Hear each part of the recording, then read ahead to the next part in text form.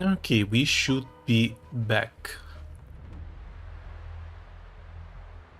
Thankfully, we started from the cutscene already, so shouldn't have to replay through too much of it. 来るべきものが訪れたまで。お前だったの、タンス。お会いできて光栄です、大木様。あまり驚いていらっしゃらないようですね。薬王秘伝が探偵士に隠れていることは将軍も私も知っていたわ。ただ確たる証拠がなければ六死を審判することはできないから、お前自ら飛び出してくるのを待っていただけ。ちょうどよかったかもしれないわね。正確の邪推を泉州に引き入れ、剣木をよみがえらせた上、人々を魔音の身に貶めた。これらの大罪すべて獣王氏に清算してもらいましょう。大罪。私が罪を犯したというのなら、泉州の祖先たちも大罪人ではありませんか。北条の賜物を受け、子孫たちを長命種にしたのは彼らなのだから。薬王秘伝はただ彼らが歩んできた道をたどり、さらなる調達を求めたに過ぎません。それに何の罪があるというのでしょう。その時、剣木の根は泉州裸婦を包み込み、まるで生きているかのようでした。我々は政界において他の追随を許さない存在になった。全ての人々が得道して仙人となり、自由自在に変化することができたのです。北条の賜物が9層の泉州に降臨する、なんと輝かしい時代だったことか。それに比べて今の泉州のありさまを見てください。要求に惑わされ、北条の民によって幾度も途端の苦しみを味わってきました。その上、獣王氏には長命を諦めることを強要されている。ああ、嘆かわしい。無知を責めるつもりはありません。私たちは剣木が誕生しどんなご公説を持ち出すのかと思えば、力を求めるだのなんだのとありきたりな言葉ばかりじゃない。泉州の祖先たちが帝宮と共に戦い、獣王氏を設立して生死を定めたのは、再び人間として生きようとしたからよ。仙人？泉州に仙人などいない。北条の見業も生死を操ることも、お前たちのしていることは人ならざる外道の所業に過ぎないわ。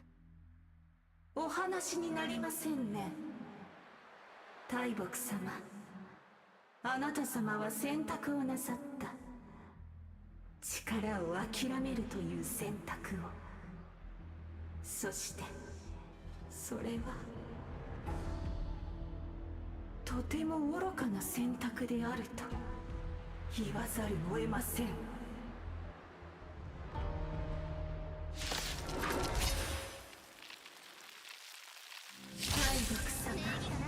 Okay, cast a reskin, let's see how this goes. 開拓者たちに真なる祝福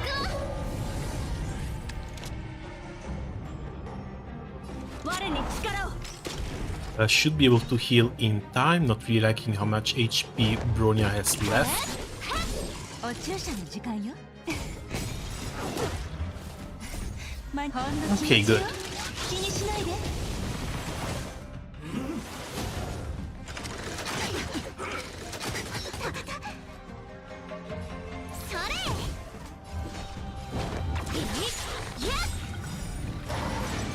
楽にしてあげる。超と共に散れ、スターレイファントム。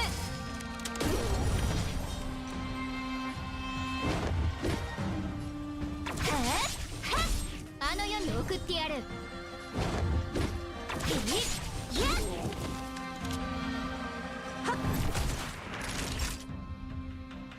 おやすみ。避けられない一戦、我に力を。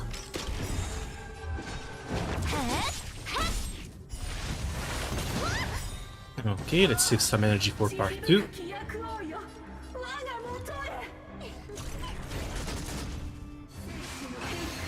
その命を私が。Prana Siphoned decreases maximum recoverable HP by 30%. Oh, it's a healing down. Shouldn't be too bad of a deal. 代価を払ってもらう。我に力を。我々はとうに嵐に踏み入った守るべき者のために打ち崩せ。楽にしてあげる。蝶と共に散れ、スターレイファントム。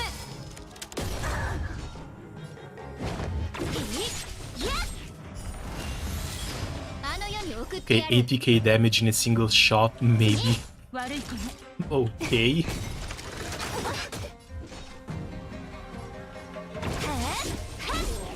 あの世に送ってやる。 Another burst and we should be done. すべては星々よ、開拓者たちに真なる祝福を。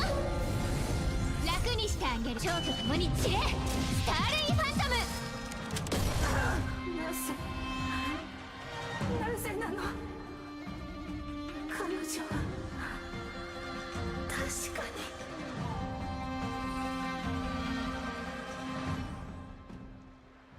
金木は降臨する。不朽の聖句を携えて、性格を授けた者がそう言っていた。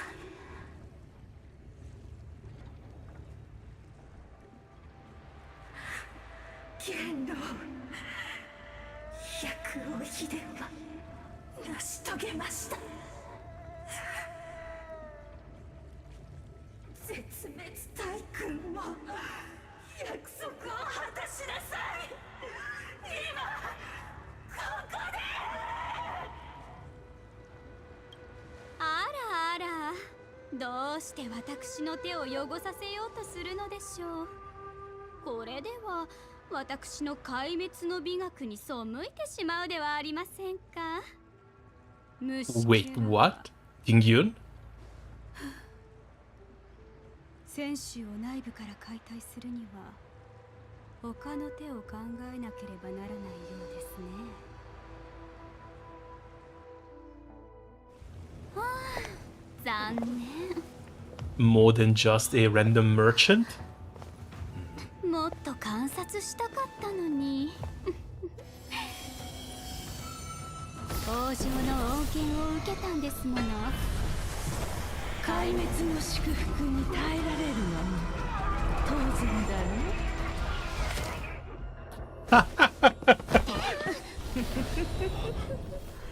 本陣の皆様、改めて自己紹介させてもらう。わらわこそは絶滅大君元老。こたびこの地へ訪れたのは This plot came out of nowhere? Yeah, Tingyun being like this? Kind of a surprise. レギオンの絶滅大君。 Tingyun is a Lord Ravager of the Antimatter Legion. 落ち着きなさい。大敵を前に心を乱してはダメ。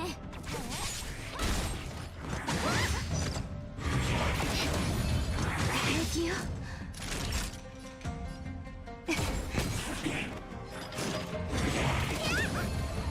Yeah, what the hell is the destruction doing in here? 誰かな。 Everything focused on the hunt and abundance so far. For this story chapter at least. あの世に送ってやる。どんな隙も見逃さない。我に力を。楽にしてあげる。蝶と共に散れ、スターレイファントム。次。あの世に送ってやる。やすみ。しつこい。いや礼儀がなってないわ。うっとうしいわね。次、すべては星々よ。開拓者たちに真なる祝福を。代価を払ってもらう。You know, surely Tingyun is still okay, right? 楽にしてあげる。蝶と共に散れ。 The way her neck snapped didn't really look natural. あの世に送ってやる。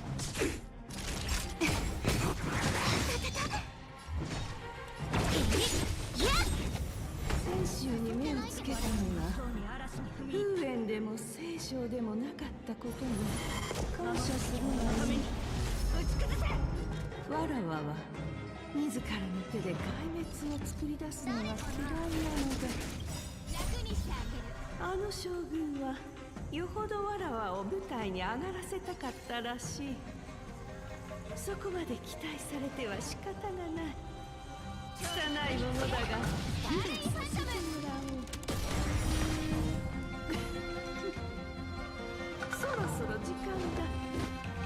この役者どもと心ゆくまで楽しみがよい。おやすみ。しつこい。 And she also name dropped another couple of possible bosses. Yes, these should not be Eons. ほんの気持ちよ。 At least I don't think I've heard their names in the Eons list. But then again, apparently the list of Eons is also being updated. 代価を There's 払っ like てもらう。 3 more coming out in the next version. うっとうしいわね。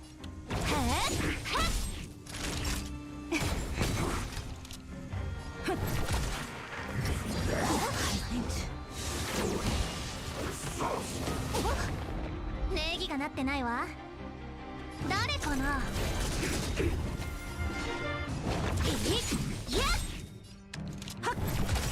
我々はとうに嵐に踏み入った。守るべき者のために打ち崩せ。すべては星々よ。開拓者たちに真なる祝福を。楽にしてあげる。蝶と共に散れ。スターレイファント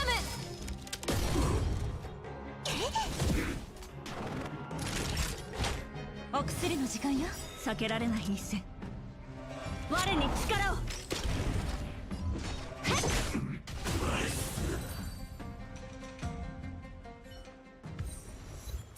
つまり今までうちらと一緒に行動してた帝雲はレギオンの人間だったってこと？ Actually too weird to be さっき帝雲 true. の体から出た炎は何？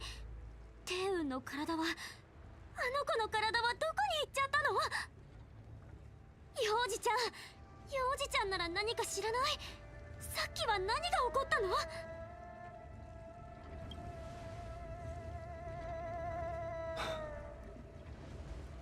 あの炎は絶滅大君元老を自称した。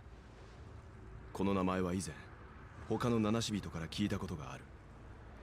彼女はナヌークの帰化にして七大君の一人。凡人の自滅に執着していて、多くの生命が彼女に誘われ、未来永劫の深淵に落ちていった。それはつまりあの天白氏の娘は元老に惑わされてレギオンの手先になったということ？いや、それはわからない。元老は精神と物質双方の壊滅を、心の崩壊による肉体の滅亡を好んでいる。だがテイウンさんの言動は惑わされたり操られたりしているようには見えなかった。もしあれが本物のテイウンさんでないとすれば、元老が化けていた可能性が高い。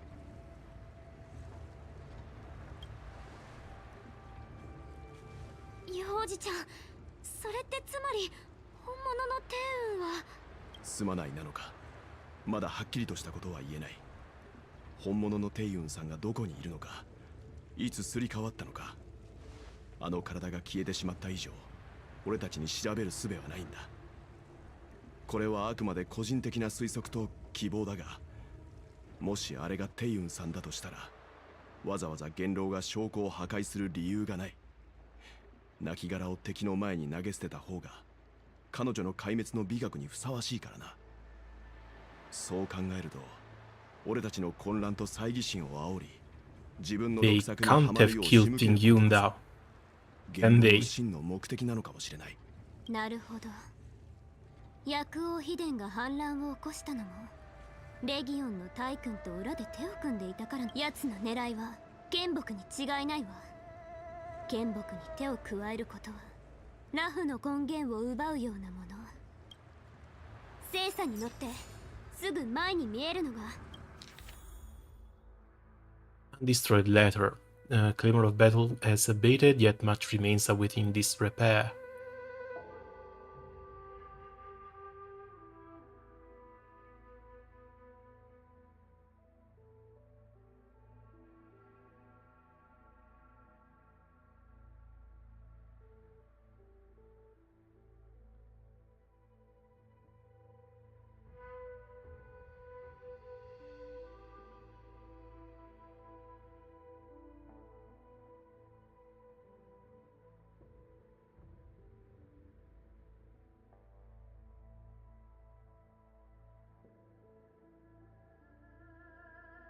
剣木を封印している当店林縁橋よ。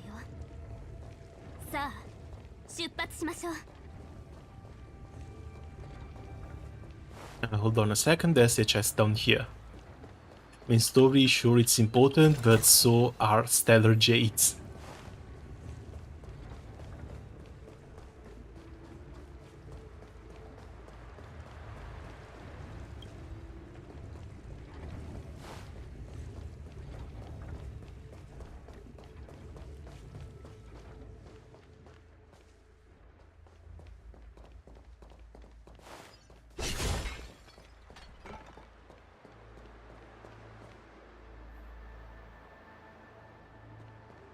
先週人の姿に化けて私たちをグロ。何より心配なのはこの先週にあとどれだけの反物質レギオンが潜んでいるのかは。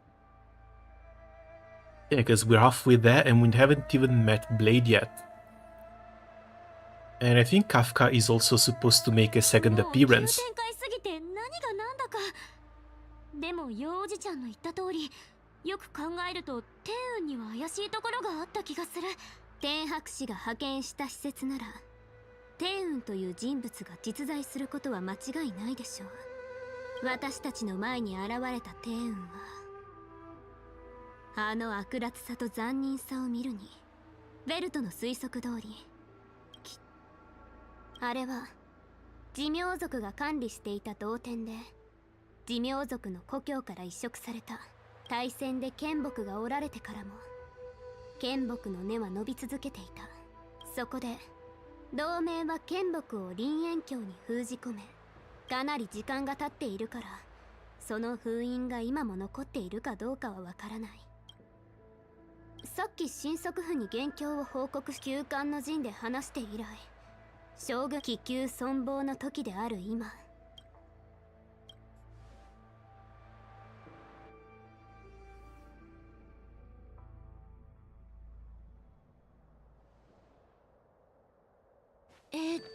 Alright, these three. Danang is still separated from the main crew.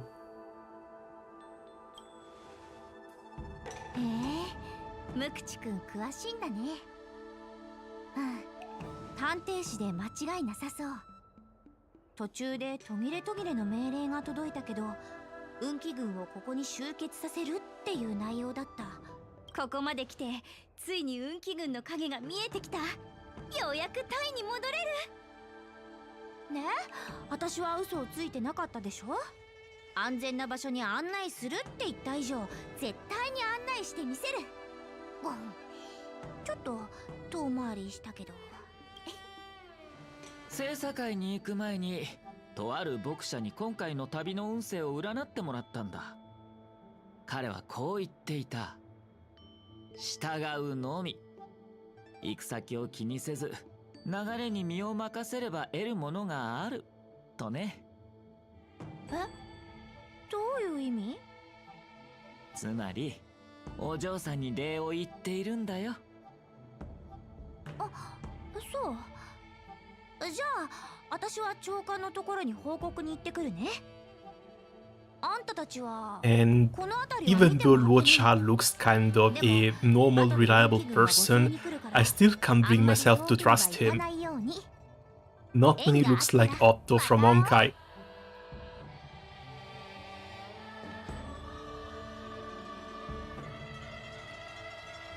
So all of these quote-unquote act of him being the good guy doesn't really feel genuine. Cloud Knights invited us to go with them. Your homeland has got some really big crucibles.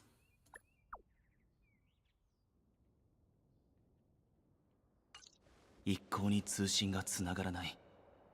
運気軍は正確のために兵力を集めているようだが、カフカが俺たちをおびき寄せた理由は何だ。あいつらは、ジンは今どうなっている。時間を無駄にしすぎた。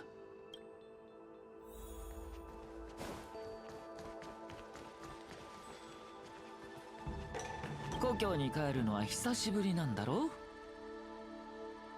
う。業に近づけば心が乱れる。君の目は誠実だ。行きたいところがあるのならもうすぐ運気軍が僕たちの身分を調べに来るはずだ。僕にも行くべき場所があるからここに長居するつもりはない。You see that we are right in being suspicious?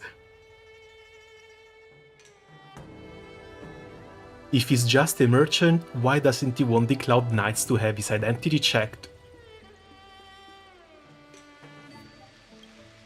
お前はどこに行くんだ。僕は行商人だからね。Yeah, traveling merchant my ass. No one's buying that. 精査の通行が再開したらしいわ。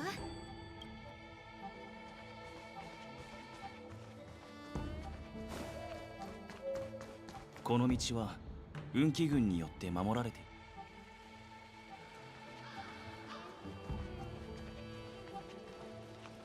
吉報だぞ。運家支部の薬王秘伝どもが全滅したらしい。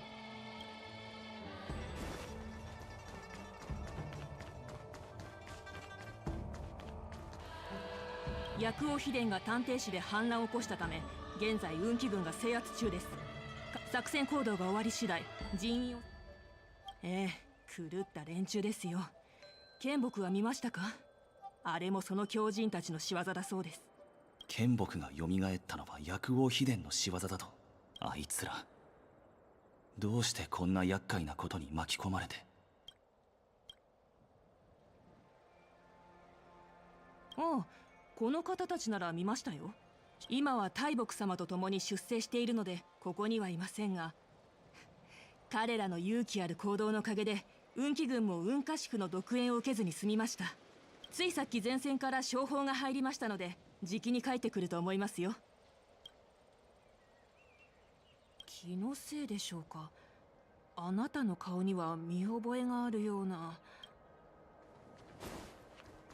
Okay, so it looks like the time of reunion is also coming to a 調 close. べてくれたおかげでこの難関を乗り越えることができた。将軍様が招いたという客人はかつて名声を博した巡回レンジャーだったのか。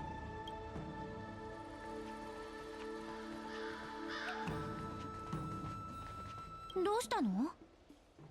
行くってどこに？そう焦らないで。一段落ついたら私があんたと羅刹を家まで送ってあげるから。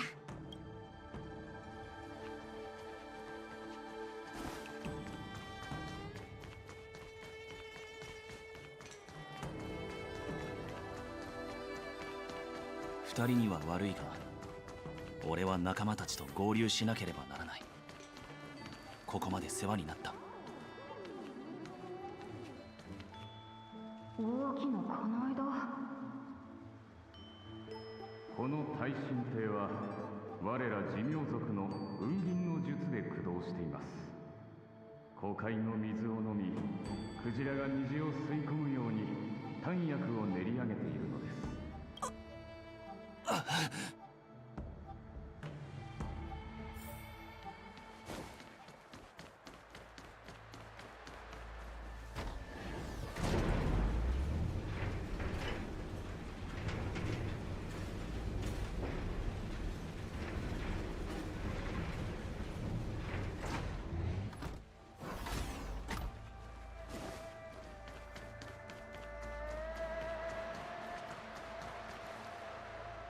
And I guess since he's actually a long-lived species, he's not immune to the effects of the fog.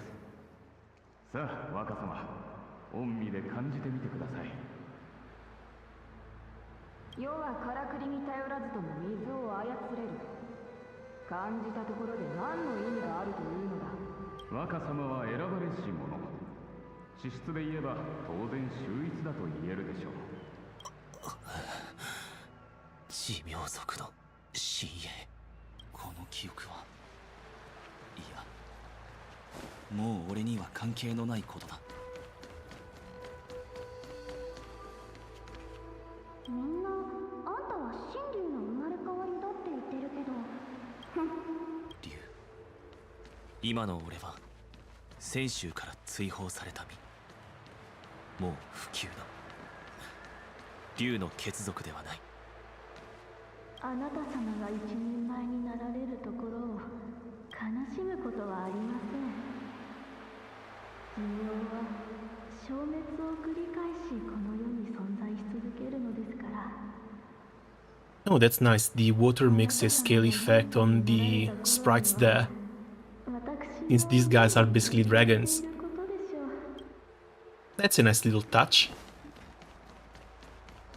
このみなぎる力、あなた様はいい影響で恐ろしいことが起きております。これ以上先に進んではなりません。あなた様の敵が待ち受けているのです。 This looks strangely contemporary for being a memory. ここにとどまるわけにはいかない。すでに俺の仲間たちがここを離れた。早く彼らに追いつかなければならないんだ。あなた様は相変わらず害を通されるのですね。かしこまりました。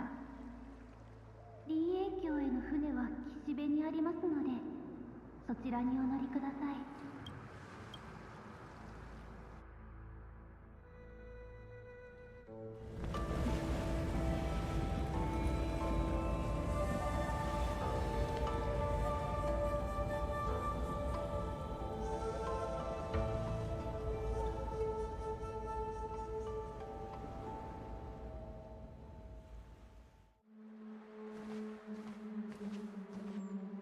来たな。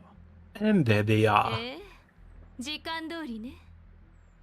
あの感情が湧き上がってくるのを感じるぞ、カフカ。そうだ、この感覚だ。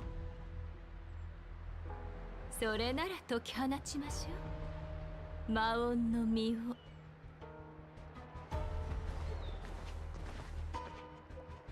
よく来たな。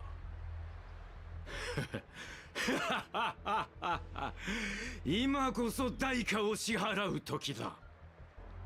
姿を変えれば逃げられると思ったか。逃がさんぞ。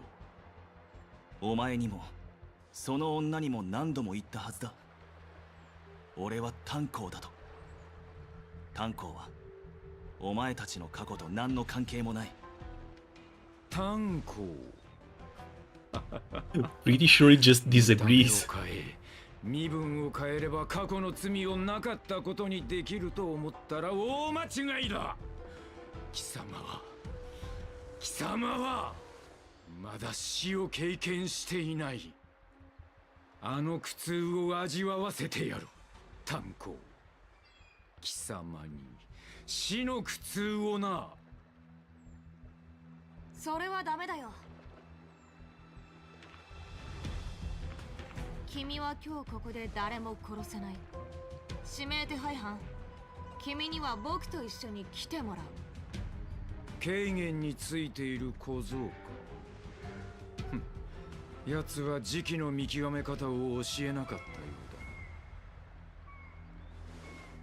うだ。ねえ、君は離れた方がいいよ。もし戦いに巻き込まれたら。あれ、君の顔どこかで見たことがあるような。気をつけろ。 Wait, they haven't met before, and yet he looks familiar to the little guy? その正体を表せ。やめろ。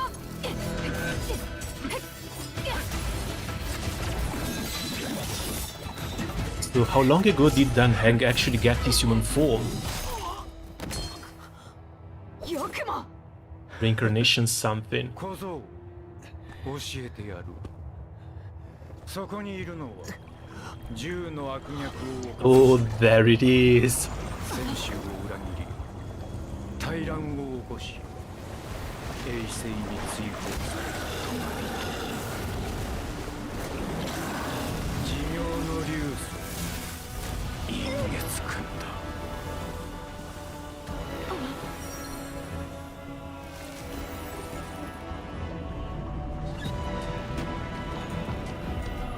God damn. 戦州に潜り込んだのがハンターだけだと思ったか。ならばどちらも捕らえて将軍に裁いてもらうま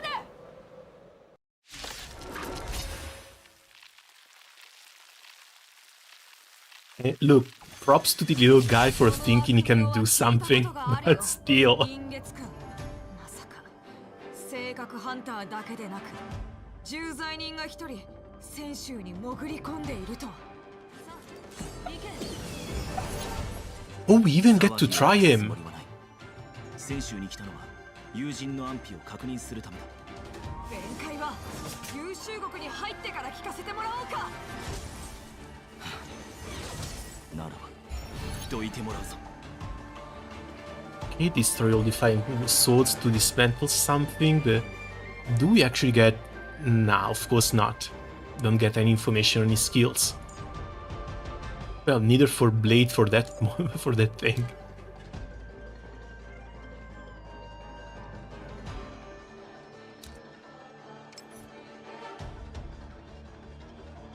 Yeah, stats seem the basic story ones. Not much crit rate, not much crit damage. I think that's going to be the same for him too. 70-82, yeah.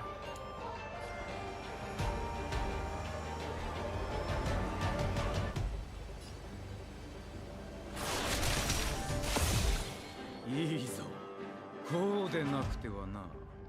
陰月よ。友人との再会はもう叶わぬかもしれない。奴らも今頃苦戦しているだろう。黙れ。君も行かせはしない。いいだろう。ならもう少し盛り上げようじゃない。なあ、カフカ。ええ、そうしましょう。聞いて、ジンちゃん、束縛を解くのよ。行くぞ。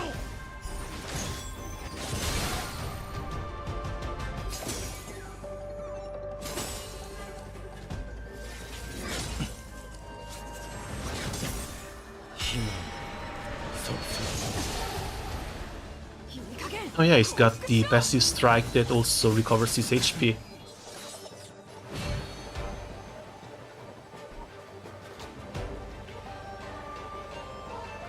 Is Dunhang going to be similar? He's got an NNC as well.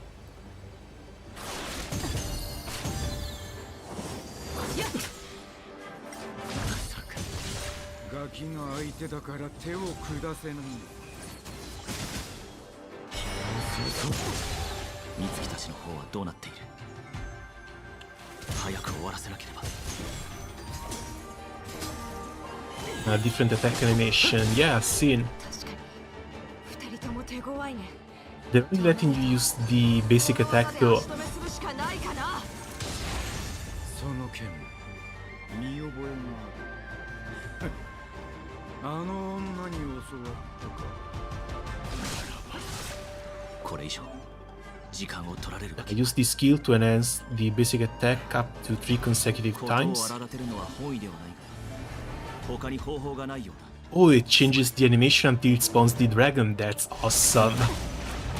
期待に応えられなく僕はまだ戦える。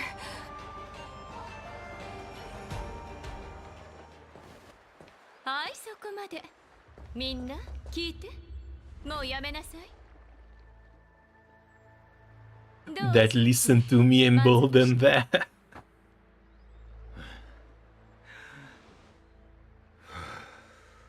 I can't wait. Really can't wait until she becomes playable. I know that for me, for my account, it's probably going to be a huge mistake to roll for her, but still, it's Kefka. Can't really do otherwise.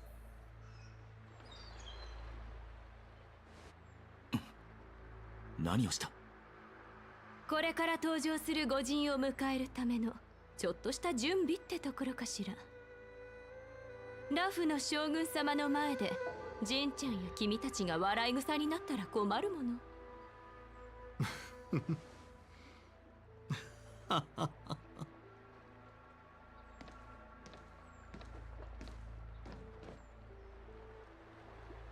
軽減。将軍。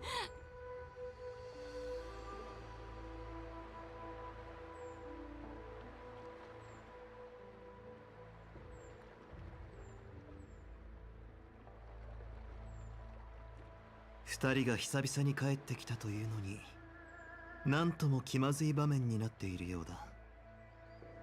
旧友を懐かしく思うのであれば、もっと早く知らせてくれてもよかったんじゃないか。俺のやるべきことはもう終わった。ああ、そうだろうとも。君たちは以前泉州を助けてくれた。わずかな助力だったとはいえ感謝しているんだ。この者を連れて行く。今回は見なかったことにしよう。将軍、僕は。今はそんなことを言っている場合ではない。He's saving your life, get out while you can.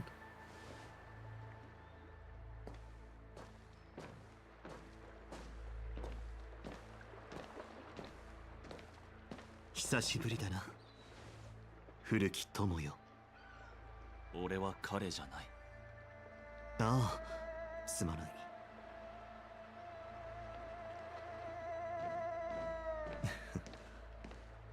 まだ行かせるわけにはいかない。列車の友人たちが林縁橋で君を待っているんだ。私と一緒に彼らに会いに行こう。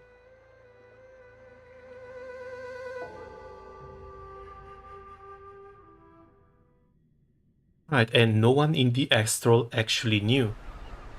月照らす湖海、妙境に勝る。林縁橋の景色は以前見た時と変わらないというのに、再びここに立つ君と私はもう違う。たとえ肉体が滅びぬ長命種だとしても、天地の普遍と並ぶことはできないか。将軍は寿命族の輪廻転生を知っているはずだ。古海の水はすでに丹風の罪を洗い流している。かつて将軍とここに立った者はもういない。俺の名は炭鉱だ。あの丹風が英雄だろうと咎人だろうと俺とは関係ない。俺はもう彼の刑罰を受け、永遠の追放を受けた。これに対して文句を言うつもりはない。ただ将軍には過去の残影を捨ててみてほしい。昔のことを語ると、濁った水をかき混ぜるかのように不快感がよみがえってくるよ。おそらく君のその見た目が、竜の角が、竜尊の気質が、二人の姿を結びつけているのだろうね。だから言って。ああ、聞こえているよ。聞こえてはいるが、それが何だというんだい？たった一言や二言で周りの態度を変えられるのであれば、この世に紛争は起きない。丹風として見ないでほしいと言ったか。いいだろう。だがその Also, he didn't really go far enough trying to change his identity. From Dan Feng to Dan Heng, it's actually not that big a jump. それが終わったら彼の死を認め、君への追放令も撤回しよう。約束だ。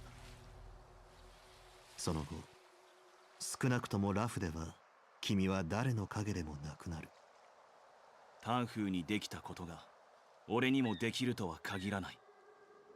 できないなら約束はなしだね。君の前世を恨め。彼があんな馬鹿げたことをしなかったら、ケリュウの力が完全に残っていたら、こうして君に迫る必要もなかったというのに、再びここに立つ君と私は違っていると、私はさっきそう言ったね。タンフーはいなくなり、炭鉱だけが残っている。私も今はただのラフ将軍でしかない。やらざるを得ないことがあるのだよ。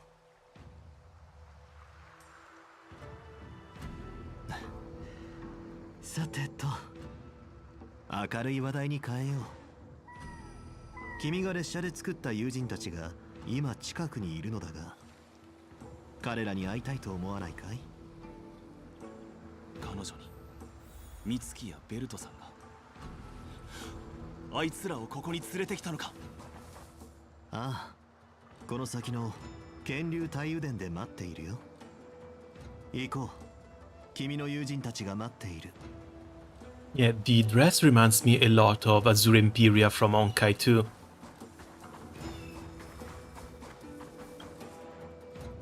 宝条の意味物を警戒し、性格ハンターを警戒し、薬王秘伝を警戒してきたが、遵守の最中に下道どもと戦うことになるか。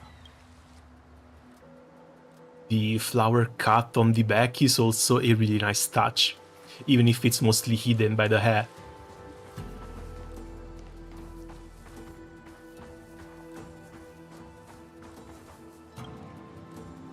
これまでレギオンが同盟にちょっかいを出すことはなかった。情報によると、狂った戦争機械が集まる軍団だとか、大君、元老は物事を内部から崩壊させるのを好んでいる。だから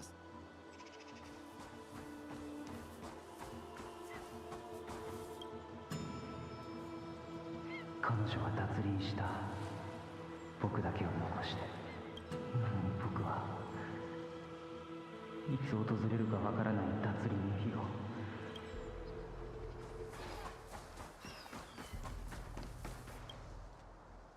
知っているかい？タンフーが犯した罪に対して獣王氏は君を滅するべきだと強く主張したんだよ。そして寿命族の方は半々。ケリュウの伝承が半分しか完成していなかったからね。獣王氏と天白氏が納得するよう圧力をかけ、彼らはタンフーに脱輪の術を強制的に執行した。だが彼らはその途中である貸しを残した。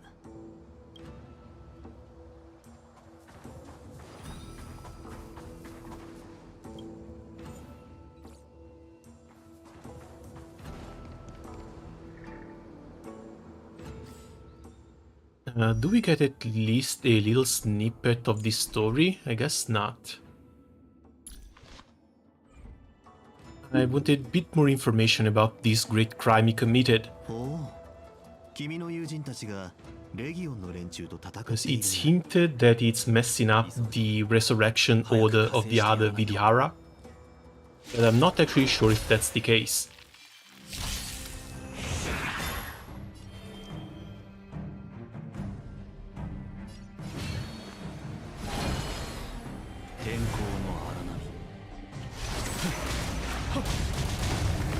即戦即決でいこう。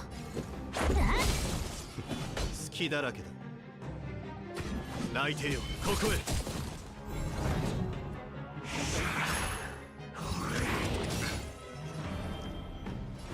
天候の荒波。さあ、飲め。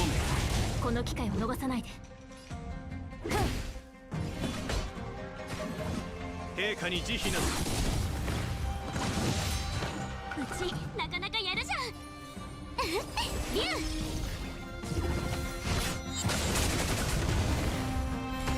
この力が騒いでいる。天候の荒波。始めようか。気を逃してはならない。内定よここへタッチキル Yeah, basic attacks seem to have 3 stages, but I'm not actually sure how big the differences are. Maybe it just costs more SP to perform.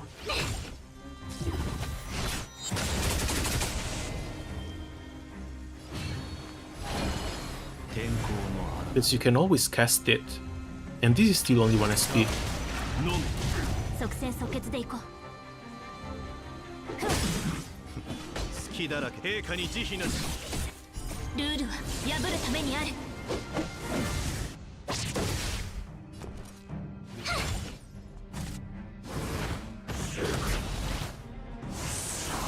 使うつもりはなかった。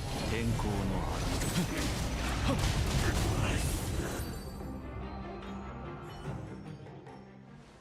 軽減、やっと来ましたか。すまないすまない。ご苦労だったフゲン殿。新作譜の先方はもう読んである。元老の計画については剣木です。一番の異様はあそこにあります。絶滅大君である元老が用いる手段は物事を内部から自戒させるものだと聞きます。きっと奴は剣木を操って。うん、状況は大方把握した。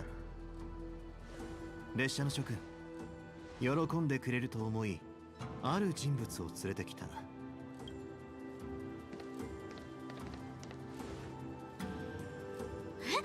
あんたまさか炭鉱？嘘。炭鉱でいいんだよね。てか頭のそれって角？どうなってんの？話すと長くなる。だが俺で間違いない。じゃあつまり本当に何らかの力を隠してたってこと？さて、雑談はここまでにしよう。列車がラフに着いた時、君たちは性格の問題を処理するためだと言っていたね。だがあの時の私は性格ハンターに別の企みがあるのを恐れ、結局性格ハンターが何かを企んでいたのは事実だ。しかしその企みは諸君をここへ誘導し、わざと事態を拡大させて泉州と列車を協力させることであった。だが普賢殿が言った通り、元老の登場で事態は制御不可能な状態に陥った。ラフの将軍としてやむを得ずラフの危機が性格と関 I'm 係 going あ to ろう sleep. が Good ない luck with the boss. 座視するつもりはない。 Okay, have a nice rest. Thank you for これ coming は俺 around. 自身の意志だ。請求列車を代弁することはできない。探索、理解、構築、連携。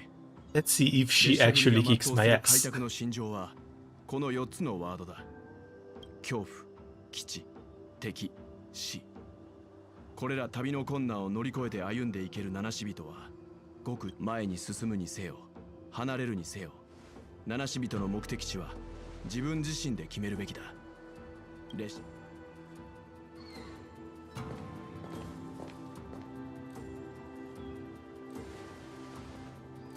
炭鉱、あんたはどうする気？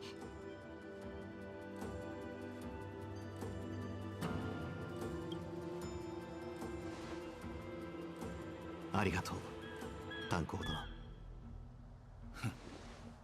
俺は七死人としてここに立っているわけではない。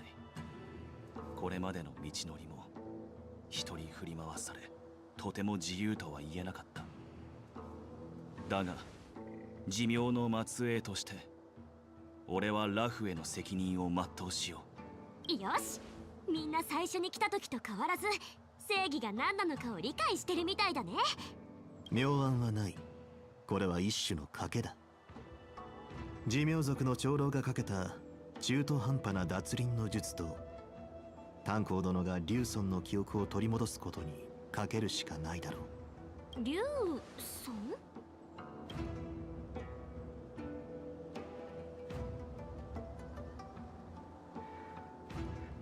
Oh, come on, they seriously have a statue of 使 him. 命に切り分かたれても、樹下の王の呪いはかすかに残っていた。だからラフは不朽の末裔の力を借りて剣木の残骸を封印したんだ。そして制御することに成功した。古代竜尊の指示のもと、寿命族は湖海の水を引き、林縁峡を水没させて剣木を治める容器にした。その壮挙と犠牲を記念するために、先週同盟は林縁峡で剣竜大雨の火を立て。ふん、この彫像なんだか炭鉱に似てるね。もしかしてこれ炭鉱の兄弟だったりして。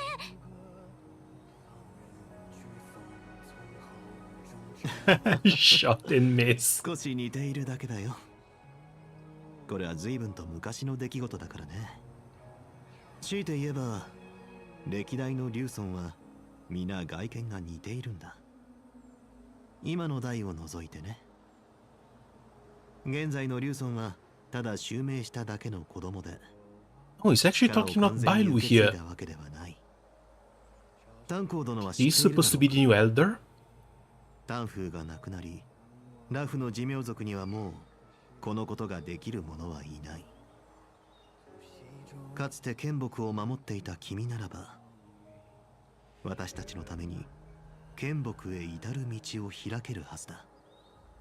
すべて君に託したよ。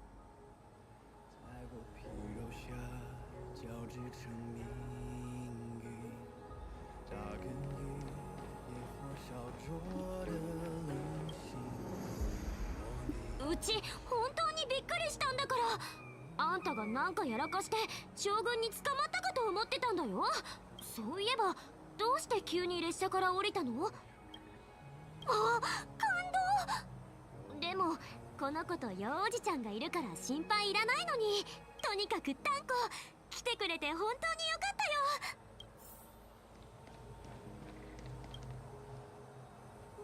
ここに来て金星を解くんだ。その身が背負う力こそが剣木への道を開く鍵となる。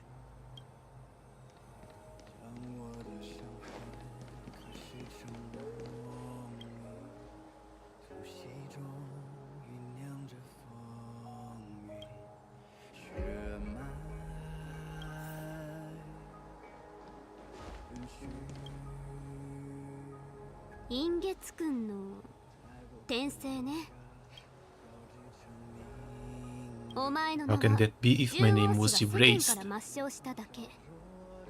だが大木として私は知っている。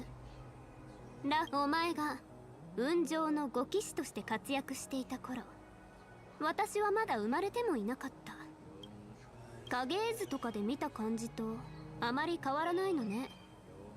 寿命族の輪廻転生って。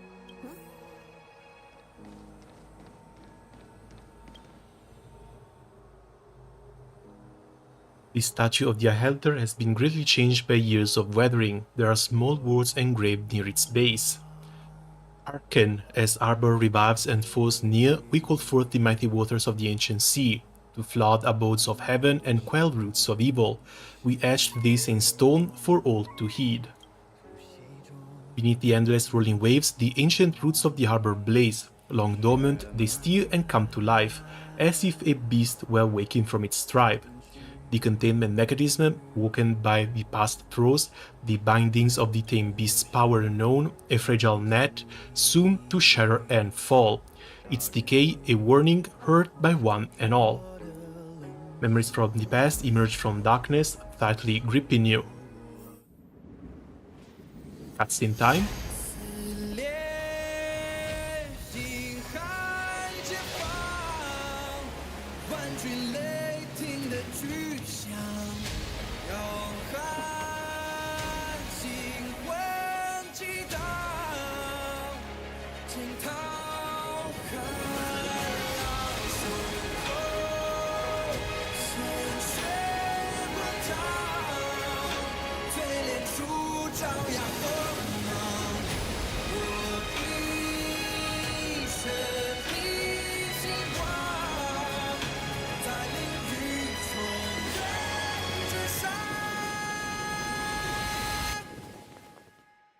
Oh, not only he pulls in Moses, he also opens the way for the entire new map.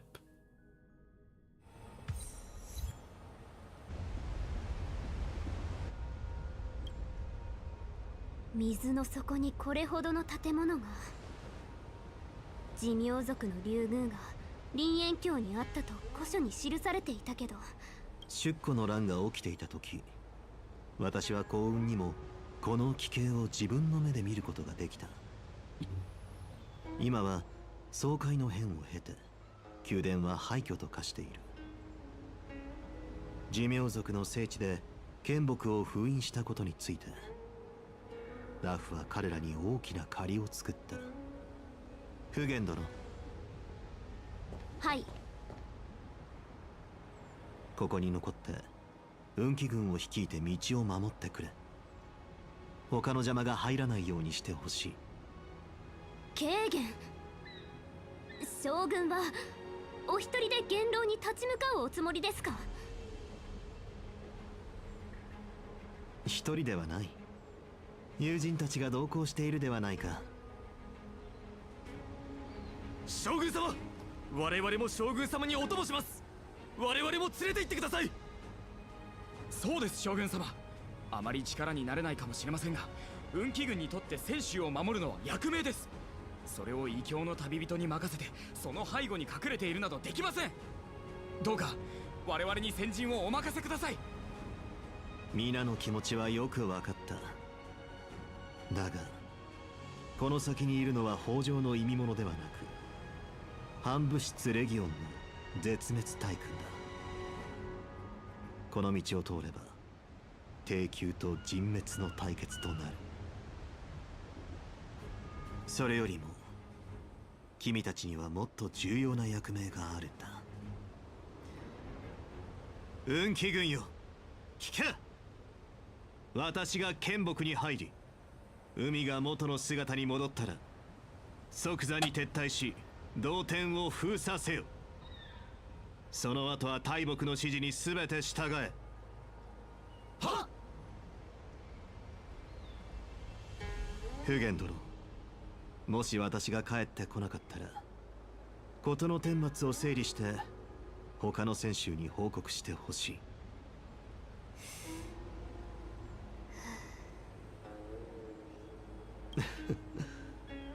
少しだけ。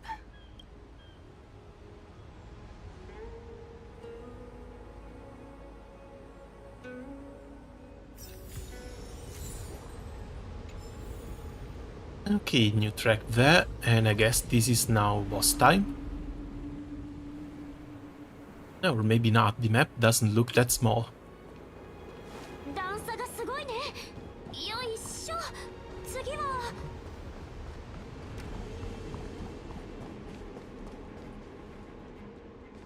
人間境で剣木を封じる。裏切り者め、なんたる不敬じゃ。血迷うたか。それで先衆人の信頼を変えるとでも。王族でない限り心を通わせることなど永遠にできん。長老のおっしゃることはよく理解した。いいじゃろう。ならばニュースたちに告げ。これは初めて剣木を鎮圧する使命を受け入れた竜尊。それ以来歴代の竜尊は剣竜太夫殿に戻り。思い出したのか。ああ、三層を礼拝し逆もぎを彫金せよ。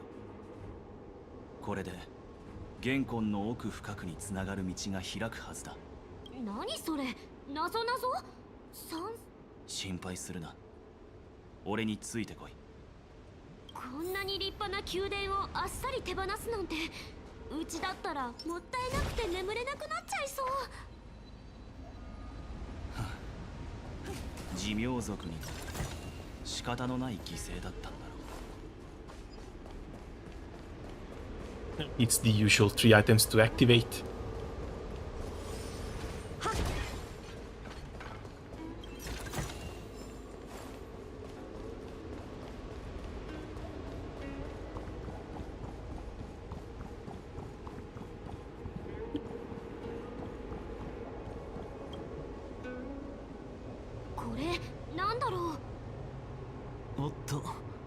むやみに寿命族には触れない方がいいよ。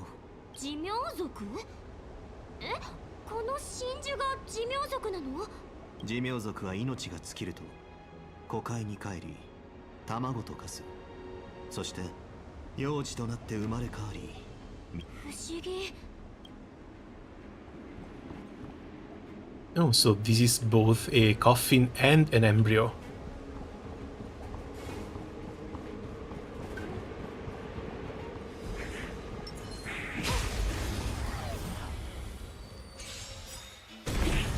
誰かな。我に力を。へえ、いや、おやすみ。蝶と共に散れ、スターレイファント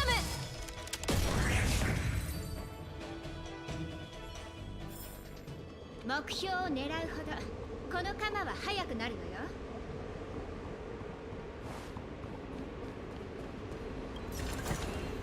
無駄足じゃなかったよね。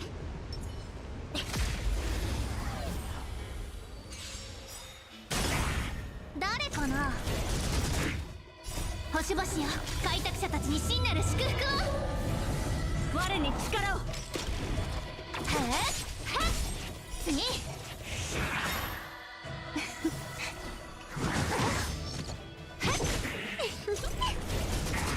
我に力を。守るべき者のために打ち崩せ。次。蝶と共に散れ、スターレイファント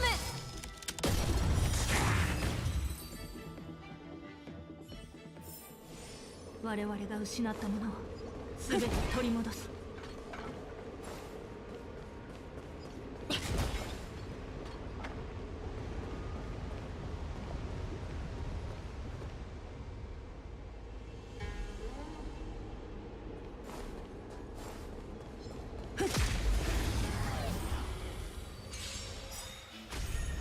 誰かな。 And yeah, they did a really great job with the maps. The place looks so damn pretty.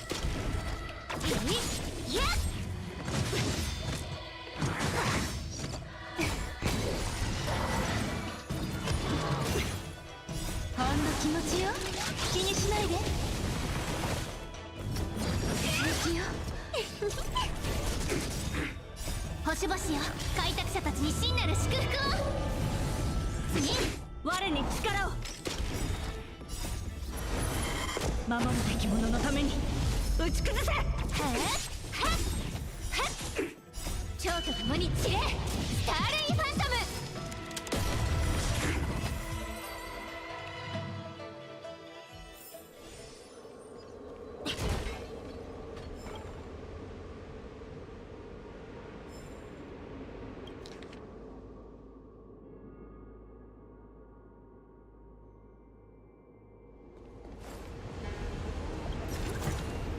呼吸は十分ね。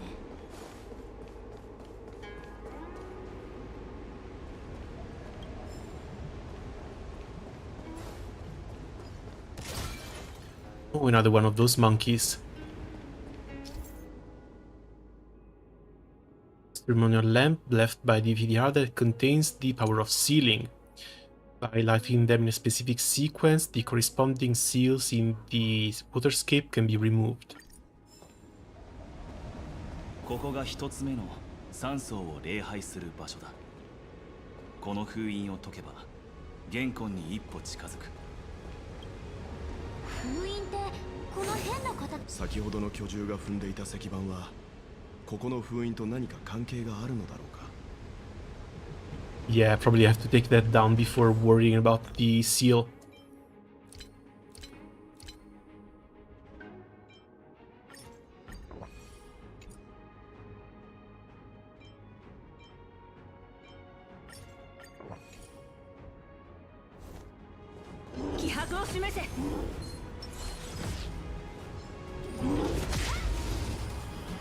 Just level 82 though, so maybe it's not going to give me as much trouble as the level 85 one. 誰かな。我に力を。しつこい。いや、あのに送ってやる。 And we can tank the first hit with net. うっとうしいわね。はあ、楽にしてあげ、蝶と共に散れ。スターレイファントム。誘ってないけど。大悪い子ね。お薬の時間よ。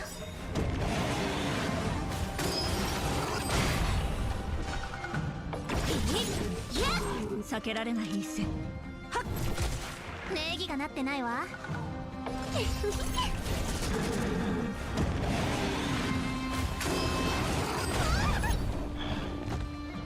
Ouch. おやすみ。 Should still be fine though.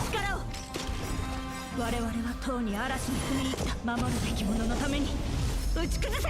しつこい。それ。すべては星々の選択。 Yeah, no one is going to move up, so I do need to heal this time. 開拓者たちに真なる祝福を。ほんの気持ちよ。気にしないで。助かったわ。うっとうしいわね。 Only an hour late. Actually a little bit more since the power went out. But still, it's fairly late at night. I shouldn't usually be streaming at this hour. So welcome. 先ほどの巨獣が踏んでいた石板はここの封印と何か関係があるのだろうか。Special stone left by Lidiara seems to be information about certain sequences hidden in its mottled markings. Oh, this is actually in the icon. It's 1, 2, 3, and 4.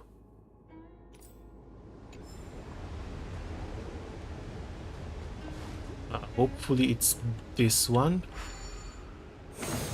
先ほどの巨獣が踏んでいた石板はここの封印と何か関係があるのだろうか。 Oh, no.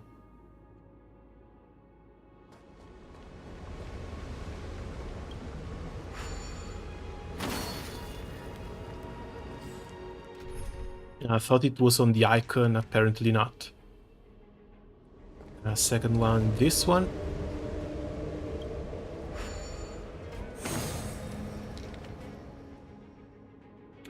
Three up top. And 4 down below. The only one available.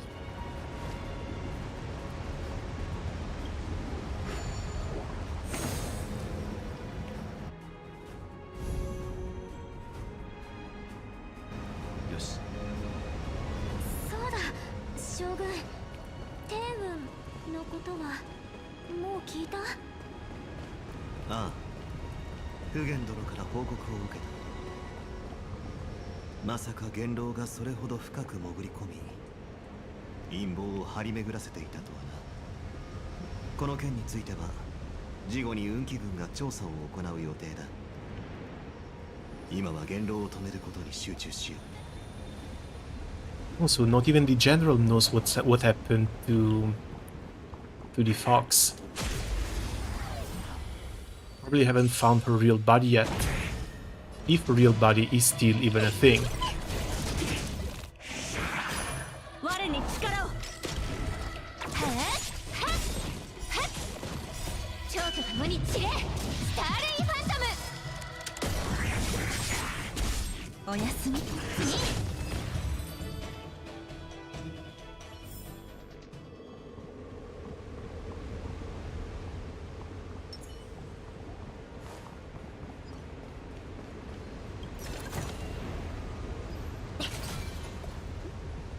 もういいだろ将軍。あ、そうだね。そう緊張なさるな。剣木の封印はとても重要なもの。剣木の鎮圧は寿命族の務めだ。ならばしかと肝に銘じておけ。ああ、運気将軍と獣王氏彼らは定期的に林縁境を確認しに来ていた。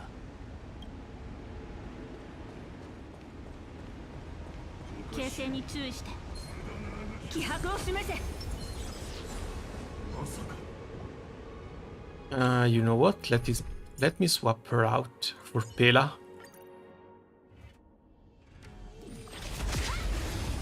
I think I might prefer running that dispel here.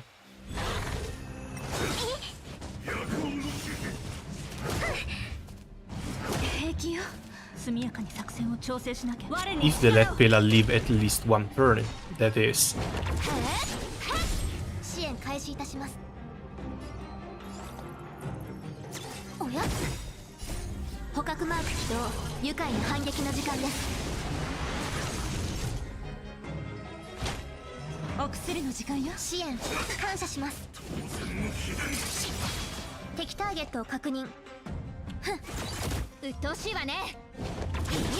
いや、あの世に送ってやる。はっ、楽にしてあげる。蝶と共に散れ。スターレイファントム。いた。ほんの気持ちよ。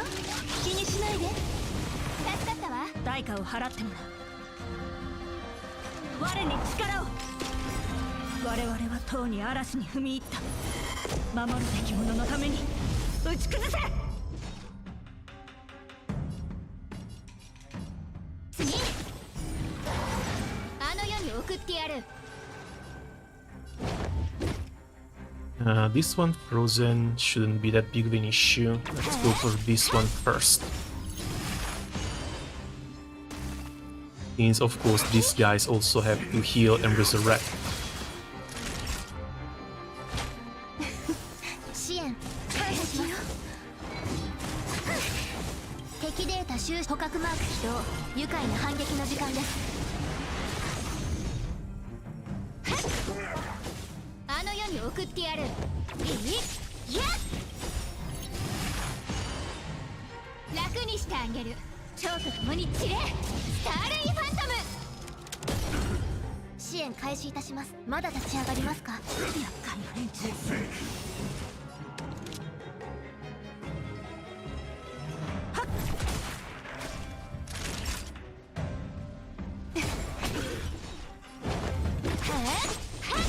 避けられない一戦。我に力を。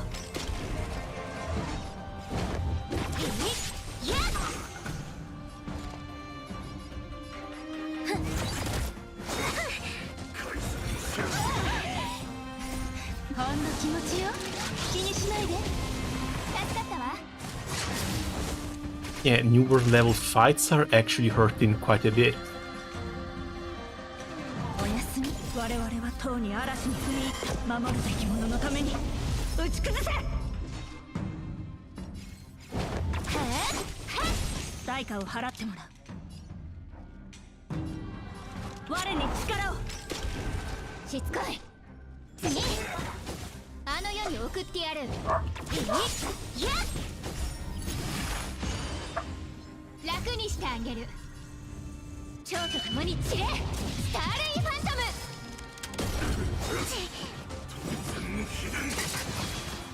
お薬の時間よ。敵データ収捕獲マーク起動。愉快な反撃の時間です。まだ立ち上がりますか？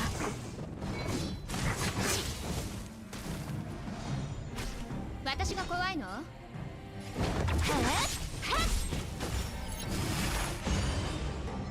Okay, this removes the regeneration buff from the boss.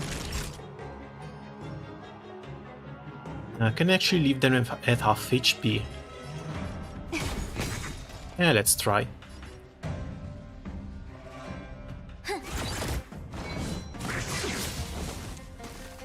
Should be able to tag a couple more hits anyway.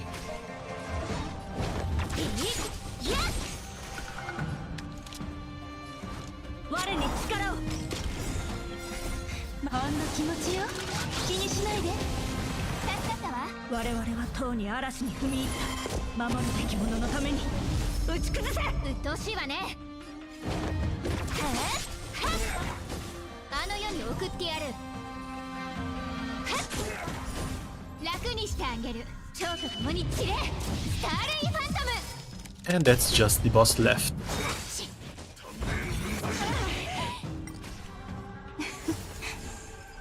おや、捕獲マーク起動。愉快な反撃の時間です。次。我に力を。おや、おやすみ。 There's been a couple of decently challenging fights so far. 次。我に力を。蝶と共に散れ、スターレイファントム。 Which honestly, I don't know I could have gone through if I didn't level up Sele properly.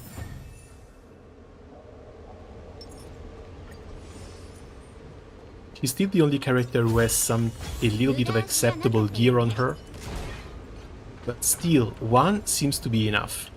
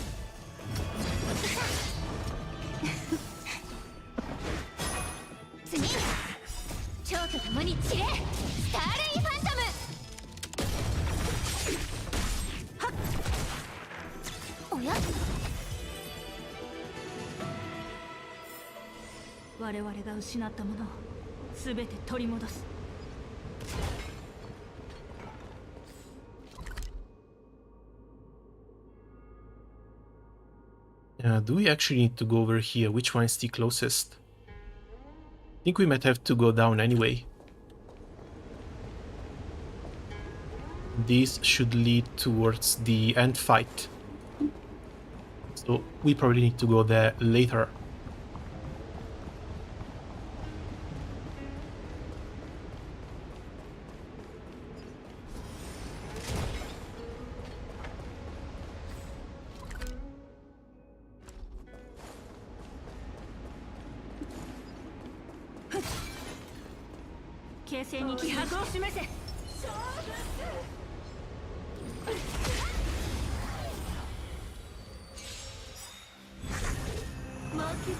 And of course they have to turn these into standard elite enemies.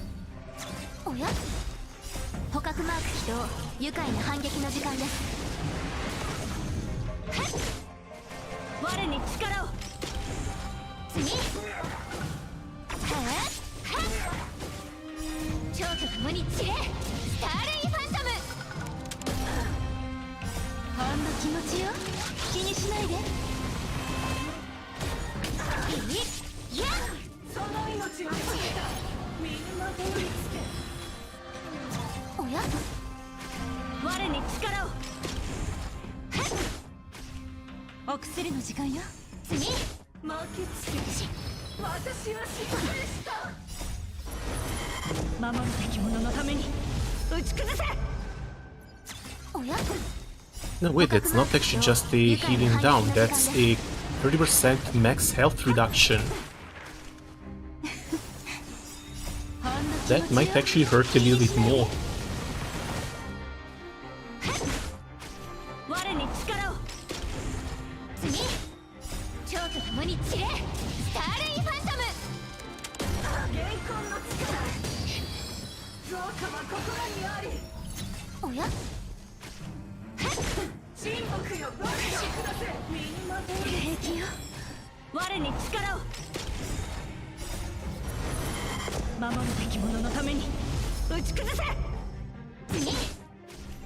お薬の時間よ。おや、我に力を。次。おや、捕獲マーク起動。愉快な反撃の時間です。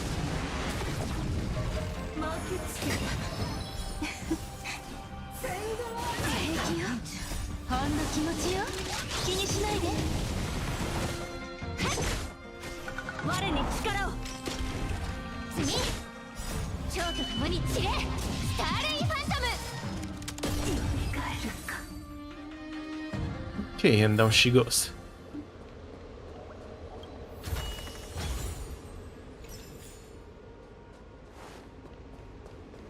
For star items, the relics sadly are only going to be good for experience, for level ups. But I do need quite a few of them still.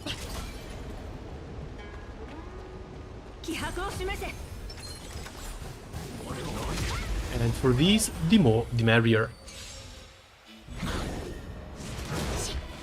我に力を。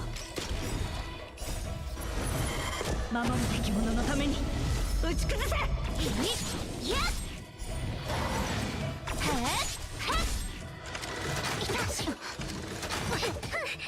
おや、おやすみ。いや。蝶と共に散れ。スターレインファントム。我に力を。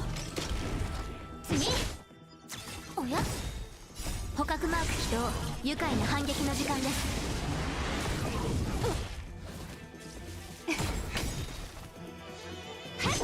我に力を。次。蝶と共に散れ。スターレインファントム。いや。我に力を。守るべき者のために。 I'm here. Oh, hello, Gammon. Welcome. We should be getting somewhere there towards the end boss. Just doing a little bit of exploration on this side to unlock a couple of new chests. Because if the end boss is as difficult as people are making it out to be, I might actually need some level up materials.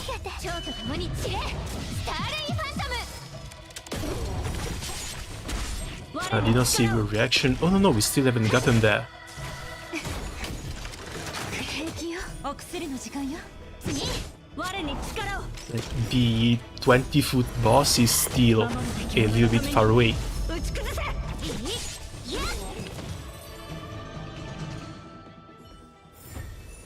For the fox lady, yeah, that sucked. I mean, the next snap was really unexpected. I really hope she's fine. Probably hidden somewhere. Because I don't think they would just straight up go and kill her.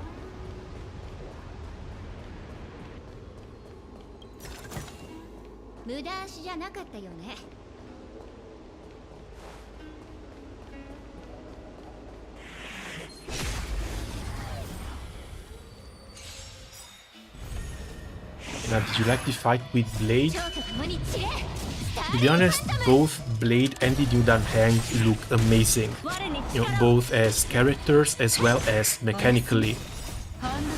It's just that there's a bit too many other characters that I'm saving for.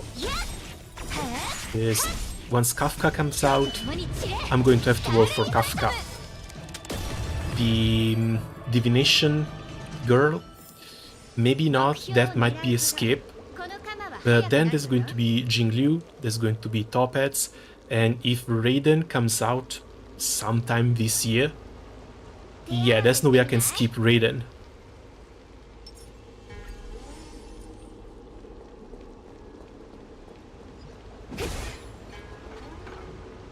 And that's like 4 new characters in the span of 6 months.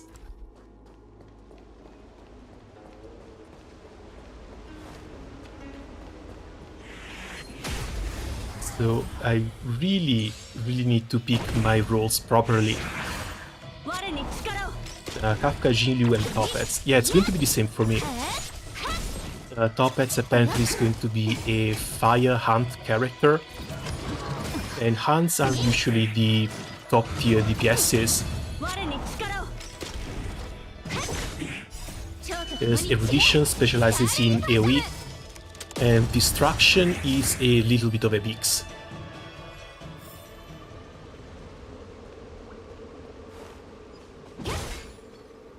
I'm pretty sure that they're still good in their own rights. But yeah, for specific bosses and single target scenarios, hunts are always going to be better. There should be a little bit of a guide somewhere around here.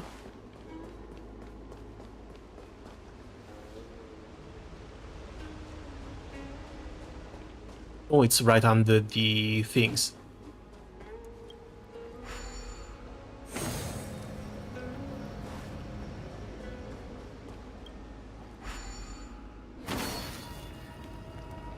The previous one, it had me checking a tablet. When does Kafka's banner come out? Should be a couple of weeks.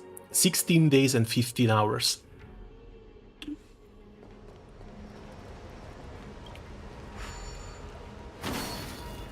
A little over 2 weeks.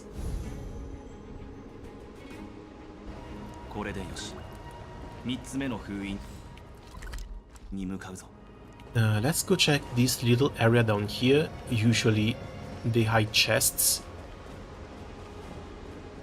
Apparently not. Got baited. Nice, I've got 10 pools. Oh, did you spend everything for Blade already?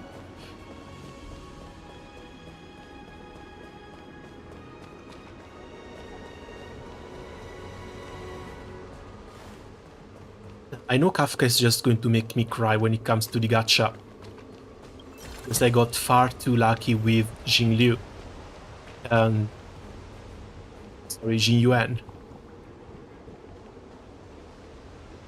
Stop grinding and nothing but rely on luck for Blade. Blew everything on Silver Wolf.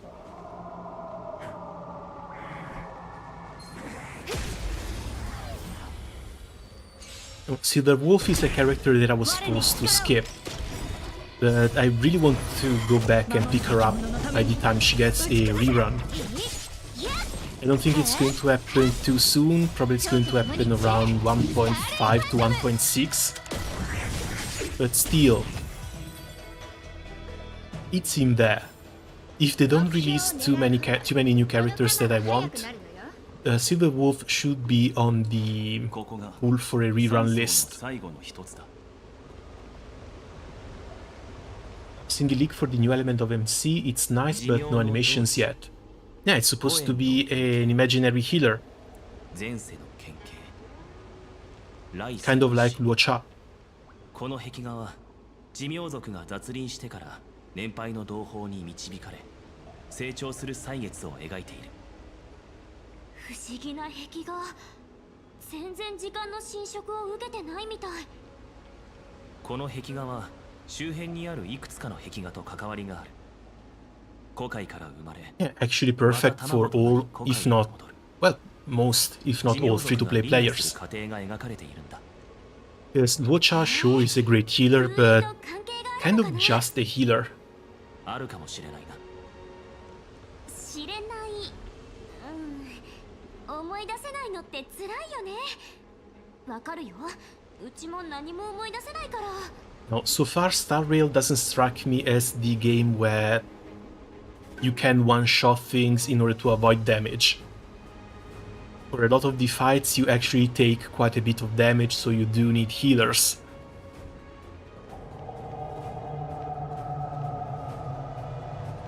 It's just that I would rather wait for the next version and get myself links.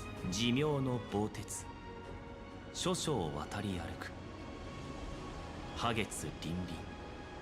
真珠は Then spend rolls for Luocha. 月日が経ち、700年ぐらいが過ぎると寿命族竜の血族たちは再び卵と化して古海に沈む。そして次に脱輪する時を待つんだ。 Okay, so they live for around 700 years before being reborn. 寿命のいらん。月を浴びて花を預かる。王々たる古海。月を浴びて再来する。この壁画は寿命族の卵が破月古海で脱輪し生まれ変わる瞬間を描いている。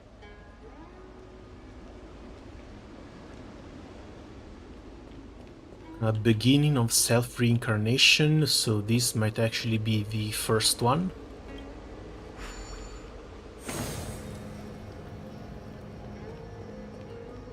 This one's empty.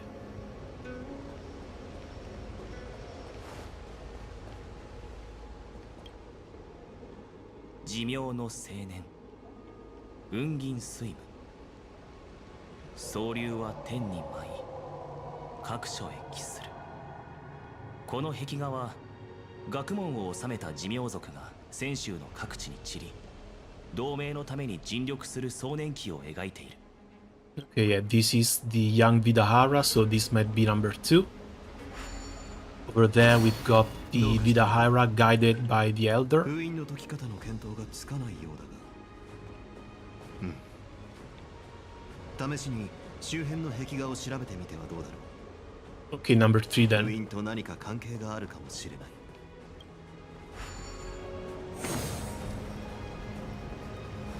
So it's birth, guidance,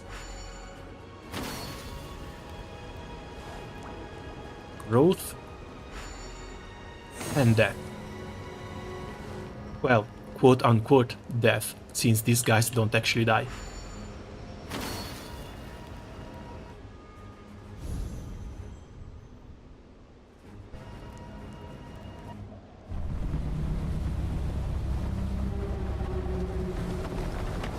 That wasn't actually so hard, just had to follow the cycle of life. 三層への礼拝が終わったな。次は剣木の玄魂に向かおう。剣木の根がまた伸びている。元老だ。もう時間がない。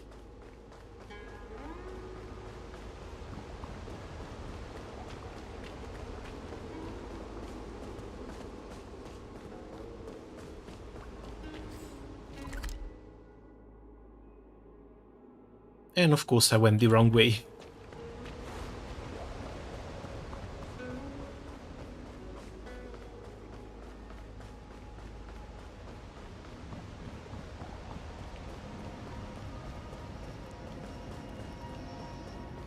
Now, the one thing that's scaring me the most about the gacha is the fact that there's rumors of them releasing far too many characters far too close.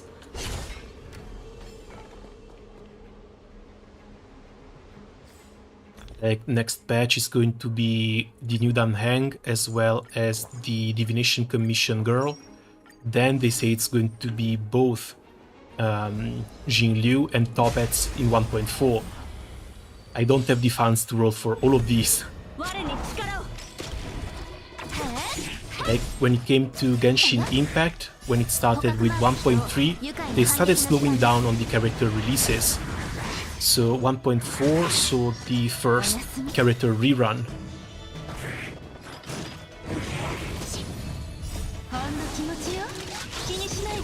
And I really hope the leakers are wrong on this. Because if we get Jin Liu in 1.4 and Topets in 1.5 or 1.6, then I'm going to be more than fine to roll for both. If they're in the same patch though, yeah, the choices are going to have to be made.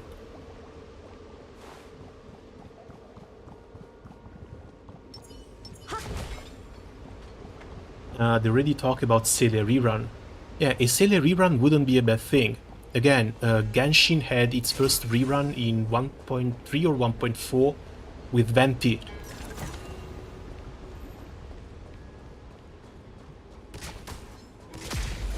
Hold on, let me pull this up.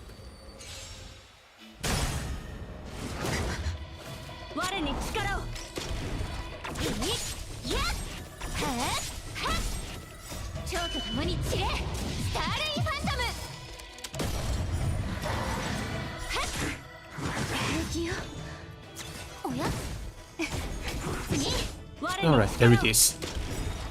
You know, Venti in 1.0 and Venti again in 1.4. 1.3 also had Zhao and Hu Tao being released, with Keqing being the first and only standard banner we've ever had in Genshin. But starting from 1.4, we saw, well, 2 reruns, no new actual characters. After 1.4, it's been a new character plus a rerun, and things continued like this until 2.0. 2.0 we got Ayaka and Yoimiya, 2.1 we got Raiden and Kokomi, but then we started slowing down from 2.2. No new characters, just Child and Hu Tao.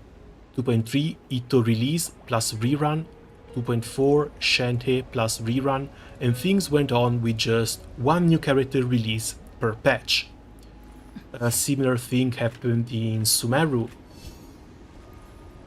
Tignari plus rerun, Sino plus rerun, Sino plus Nilu, this is the one patch with 2 new characters, then Nahida plus rerun, and things continued like this. This is actually a really nice space for characters, because if you are a free-to-play player or a small spender, you can still roll for almost everyone, or at least everyone you want. Fontaine is going to murder me. I don't know how I will get out of Fontaine, because I have like 6 if not 7 characters I want to roll for.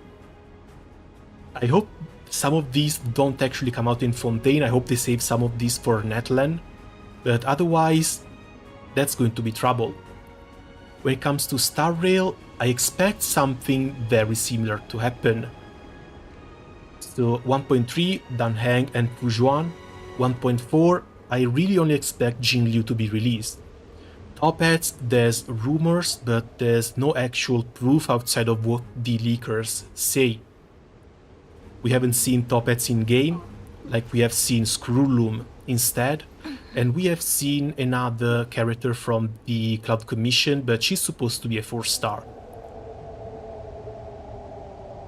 Top hats have got listed for 1.9, but we don't know when she's going to come out. Still, they should slow down. If we get Sele in 1.4, this means we'll be following the Genshin Impact release schedule a little bit more closely, which honestly, kind of ideal. So like Sele in 1.4, Jingyuan rerun in 1.5, and Silverwolf rerun in 1.6.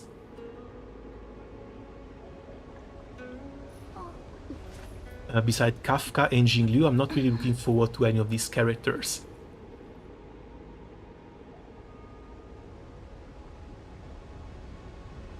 I don't know, I think a few of them look pretty decent.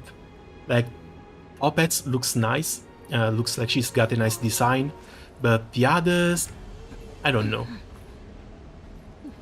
We have to see them.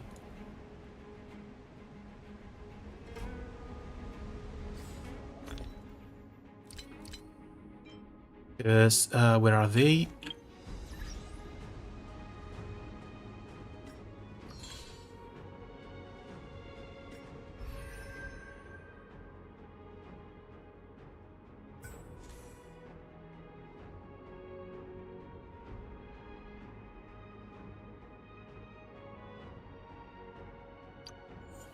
Because this is supposed to be Ruan Mei.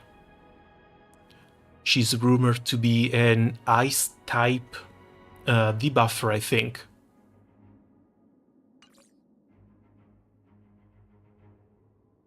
And then, of course, we've got Toppets. Really a fan of the white hair. But again, we haven't seen her in-game, we haven't seen her personality or anything. We can just see 2 personalities right here. But that's honestly not enough to make me decide to pull for a character or not.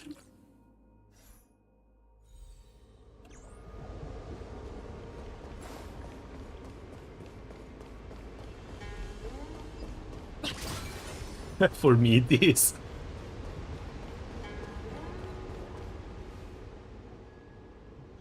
Now then of course there's all of the Honkai Impact XPs. I've been playing Honkai for a little bit now and I've grown really attached to the characters. So if you really get Raiden, if you really get Sakura, yeah, there's no way I can skip those. つまりここのことだ。竜の力を受けて玄魂に竜の形をした木のコブができている。今最後の封印を解こう。準備はできているんだね。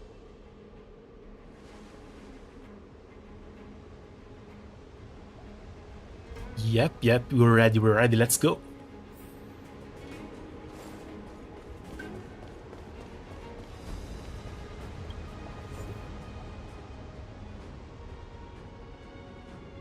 If Jinyuan is locked down, that will immediately end, but we do get a trial one, don't we? 7384 with the light cone.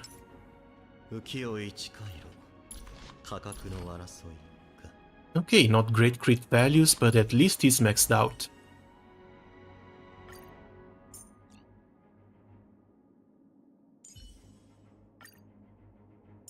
We can add Tingyun as the buffer. Wind, I don't think I want to carry anything wind.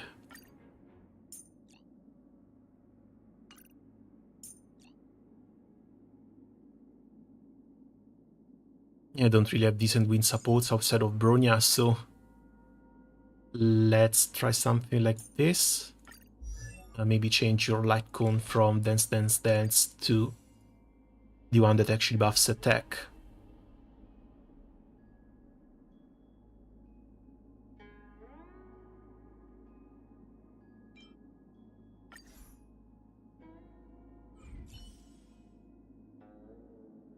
Yours better than mine, mine was 75. Oh, it probably has to do with the world level. Because I got up to Trailblaze rank 65, so I should have everything kept.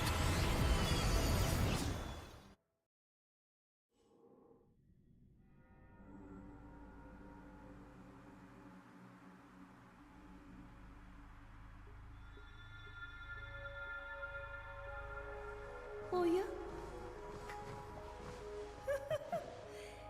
客人はラフの将軍だったか。あの悪者、やっぱりここでうちらを待ってた。ここまでだよ、元老。恩人様も来ているのですね。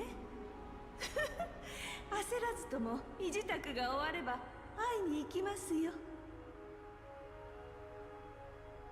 薬王秘伝がうぬぼれるのもうなずける。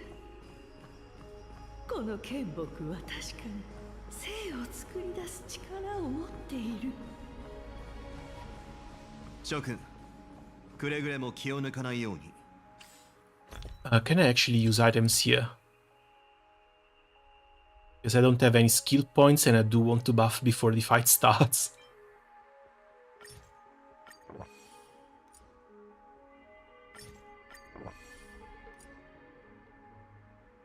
Okay, then it's got to be crit damage.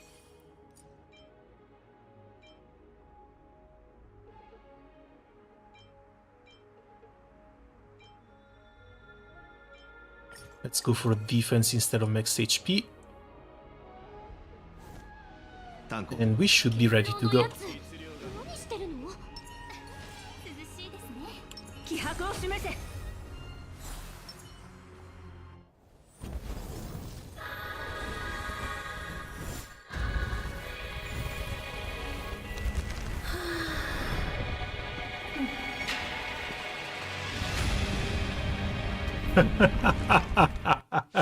That looks so nice. A real shame that she won't be playable. みんな、この美しき肉体を見よ。王城の技。確かにその名に恥じぬ。れで何ができるか試してみるとしよう。The little flick too. 泉州に長命をもたらした力で壊滅を与えようではないか。剣木から奪った力を使っているようだ。諸君はあれら原価の大将。 Now, they say that the abundance is a bit too powerful with the immortality and all, but I can understand the followers of the abundance. おやすみ。話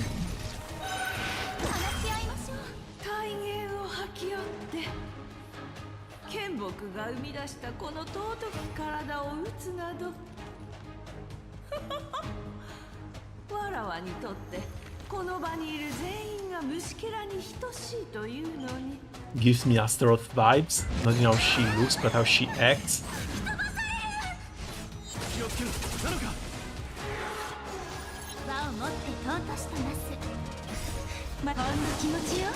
気にしないで。 Let's get some healing down. 私の命に千秋一生。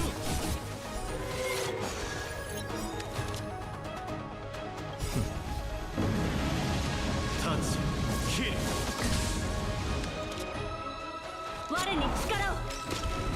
この身こそ運気必須。お注射の時間よ。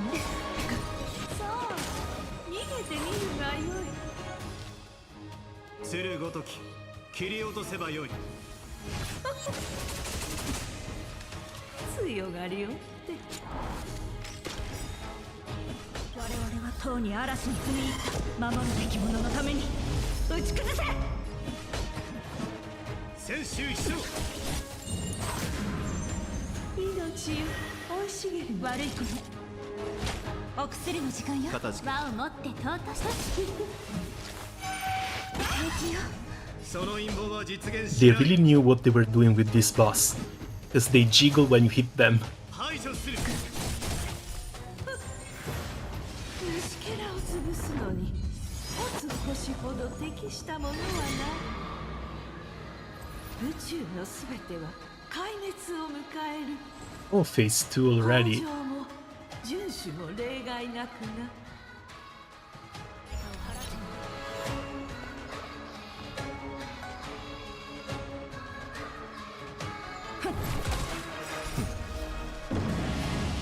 タッチキル。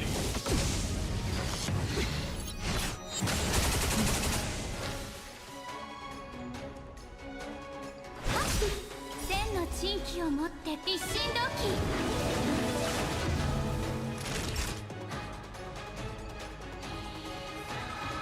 Yeah, I can heal here. 避けられない一戦。ほんの気持ちよ。気にしないで。急がば回れですね。我に力を。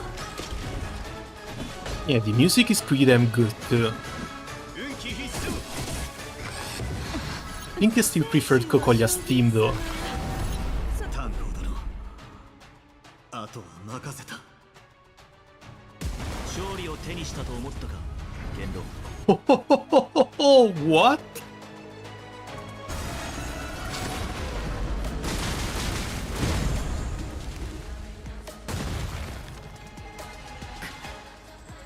まさかお主不朽の竜の血族か。おお、今さら剣木を守る役目を果たそうと。勝負解散。この身こそ遵守の矢尻。代価を払ってもらう。我に力を。我々はとうに嵐に踏み入った。守るべき者のために打ち崩せ。 Mummy? Sorry, Mummy? Sorry, Mummy? I think I need to give Jin Yuan another turn, otherwise he's not going to be able to buff the thing. Yeah, that hit a bit too few times.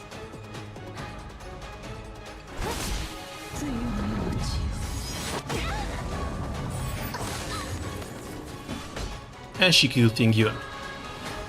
Ah, damn it.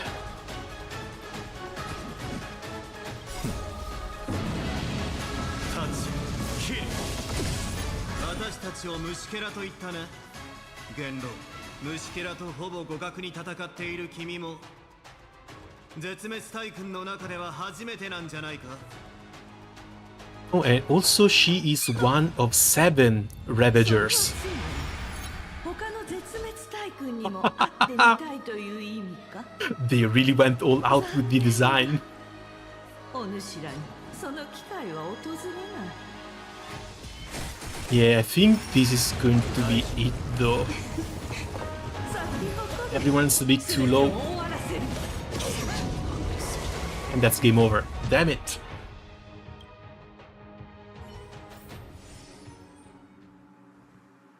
Okay. Okay, time for round 2. Buffs are gone.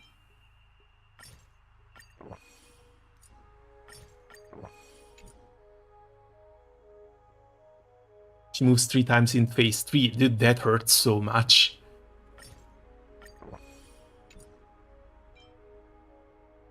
Let's see, 20% max HP, but this should be it when it comes to buffs.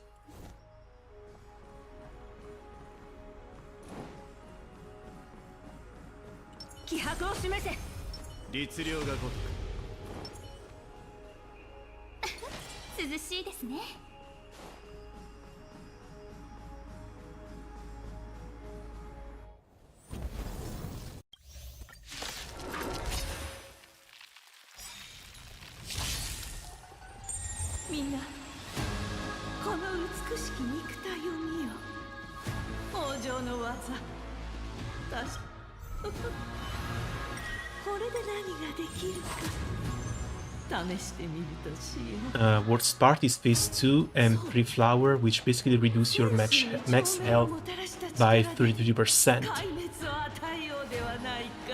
Yeah, I'm using one of the foods that increase it by 20, so hopefully it's not going to be that big of a malus. But still, that hurt. That hurt really badly.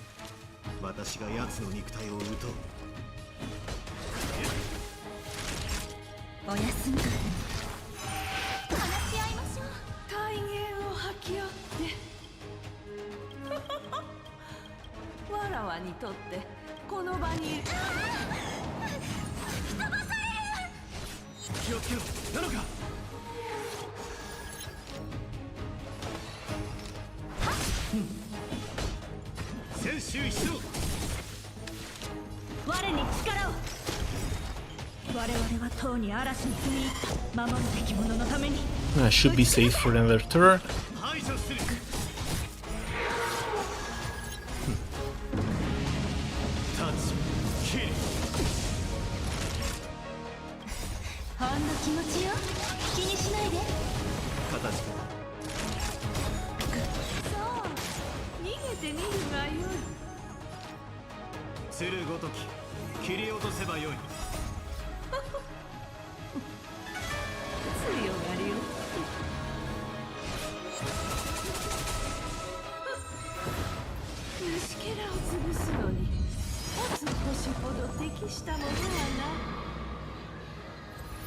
Yeah, that nuke at the phase change also hurts a lot. That's half my HP gone in one single hit.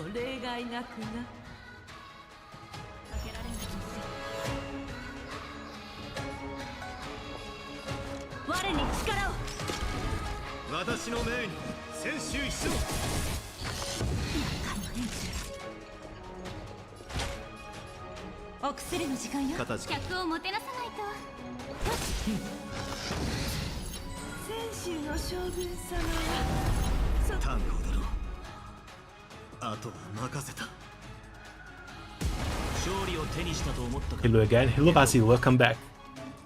Rule 34 artists, my time to shine. I think the Rule 34 artists have been at the worst before the patch was even released. Because we've had the design for the boss for a while now.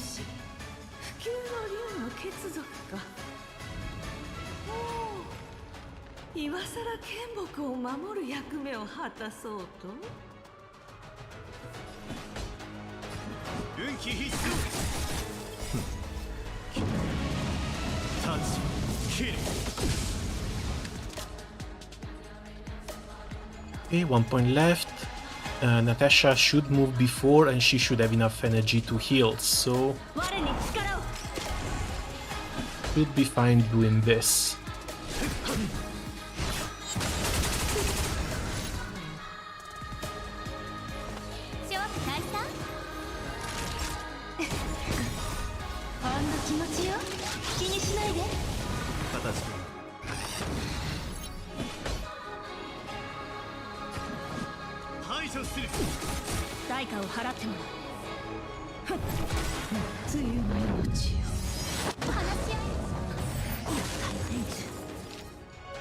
Ooh.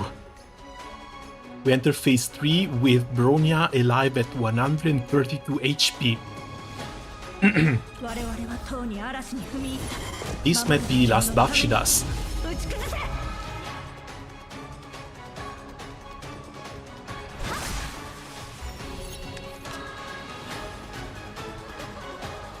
No, she should still be able to. But I can't use her skill because I need Natasha to move.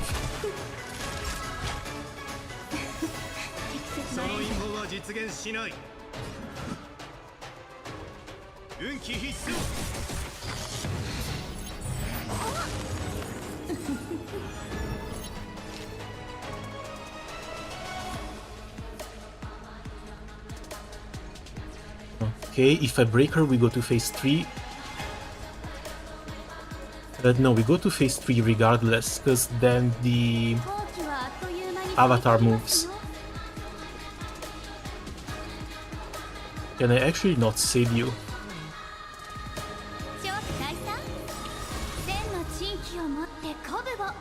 So I give energy to her and maybe see if I can spam heal. Ooh, managed! This is so close. 私たちを虫けらと言ったね。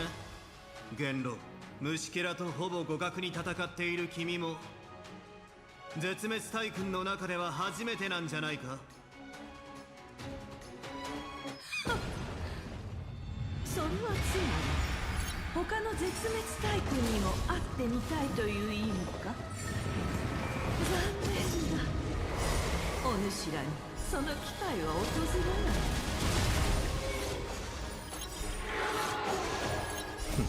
Okay, this is giving us skill points back, but then the flowers move.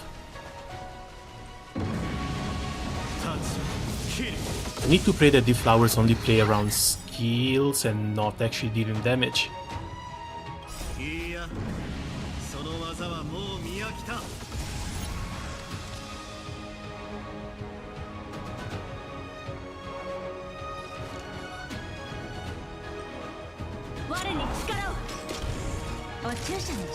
Yeah, I don't want to risk it. Let's just give a turn to the healer and heal up.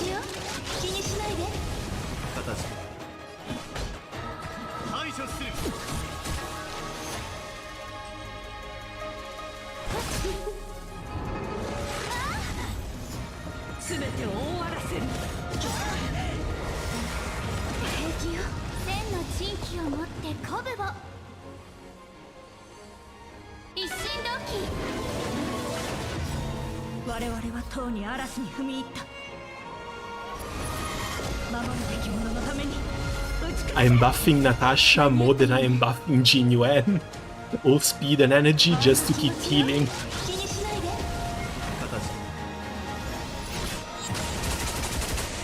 Seems to be working though. Because that should be it.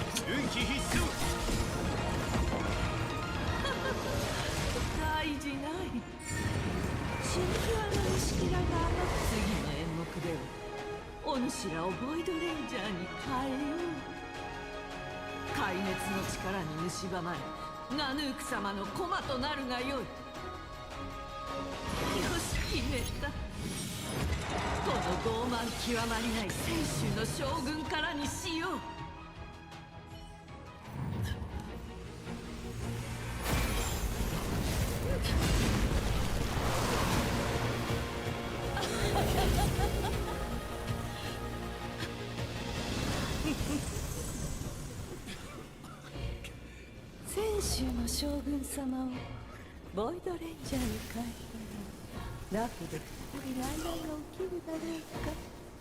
そんな壊滅は実に楽し She い。 could turn me into a Void Ranger all night. Oh, all right. お主 I read all night, I guess it still applies.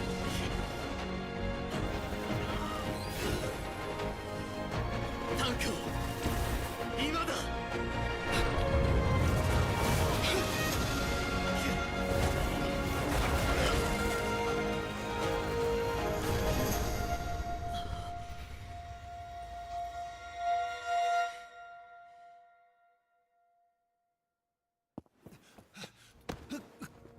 And rest in peace, Big Mommy. 遵守の証人だが失ったのはわらわが作った肉親でしかない。果たしてお主はいつまで持つだろうな。選手が壊滅する日はすぐ訪れるぞ。さあ壊滅の寸評やレギオンに次ぐ遵守の復讐は必ずや果たされる。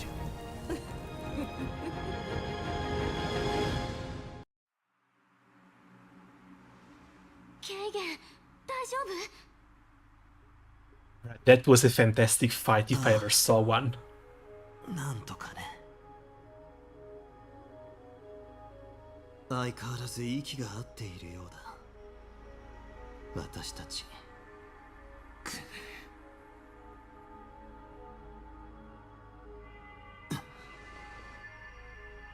元老、恐ろしい敵であった。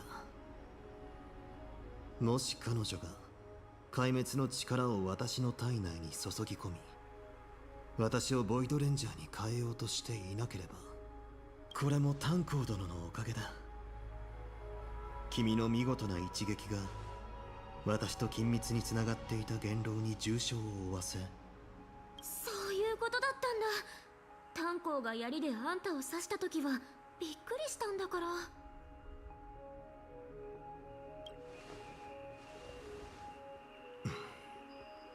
残念ながら壊滅の指令はそう簡単に滅びはしない。だが So not only we have the Eons to worry about, we also have their pawns to fight.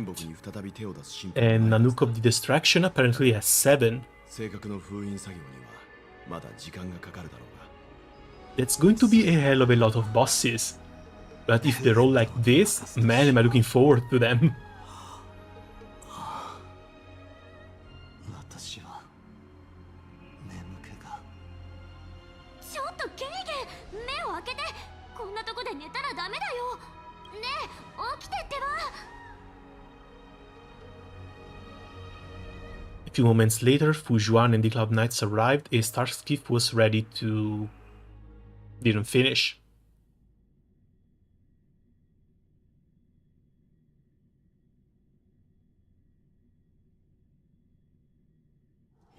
久々の余暇だし。 Dragon Gallant, its Ocean Distance complete, and interlude for the next one. So whatever goes on next, it's going to happen in the next version. But we did get something really, really nice here. We did get C6 for MC.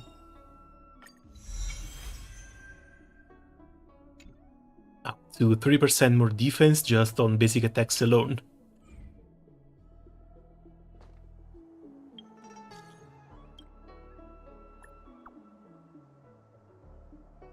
The deceased misasset number. The distinguished autocorrect a little morbid. Private matter, I'm hoping you can help with. I hope it won't be too much trouble. I heard you tell stories a lot. I went really past the house. I'd be honored to be able to help you. I usually tell stories on this stage before the Sleepless Earl. You can find me there to discuss the issue face to face. No, these are just character quests.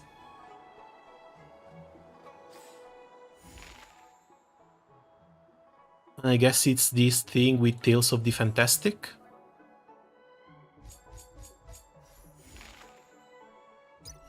Alright, aptitude showcases I've already done, companion missions I'm waiting for. Right now is to retire upon the perch. Oh, she's in the Forgotten Hall.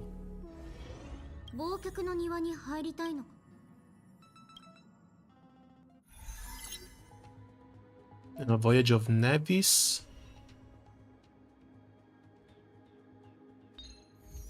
6 stages, but they should be fairly easy. Level 50 bosses. Damage dealt to the enemy target is shared between all enemies. When an ally uses an AoE or blast attack, damage increased by 50%.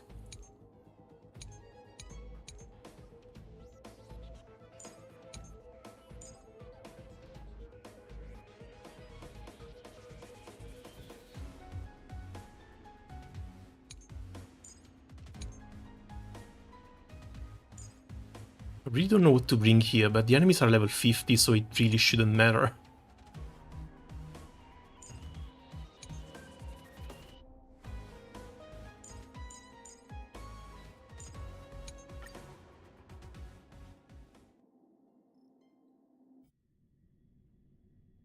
Pretty easy, and that we get a free Foxian.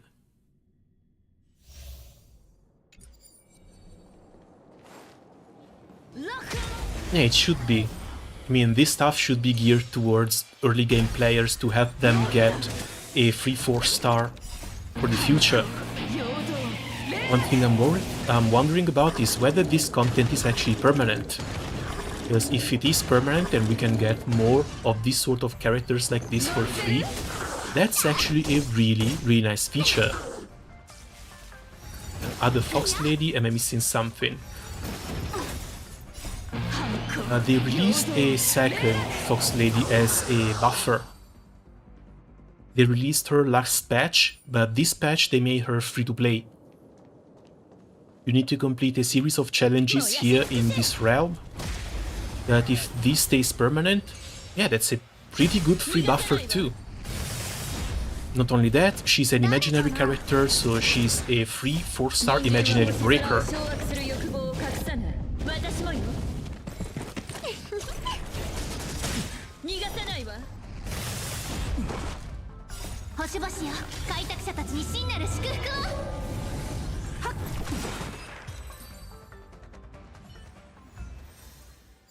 Just the first one, they will get AR-42 Ayaka. I don't actually remember that. I think it was some sort of meme about ranking up and getting free Ayakas in Genshin. I think they tried to push something similar in here, where you get to rank 65, you get a free 5-star, but that's not the case. Wind and Lightning. Let's bring a Fox down. Healer, I shouldn't need it.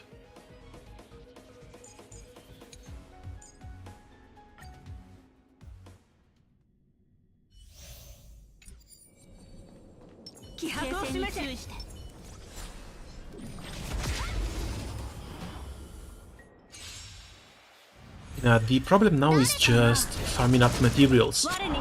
Because leveling up and gearing up a character properly actually takes quite a lot of work. And even though I'm at Trailblaze level 65, I feel so behind it's actually crazy. Again, the only good character I actually have is Sela. Dang has gotten some sort of decent-ish gear, but Danheng's damage is nowhere near close to hers.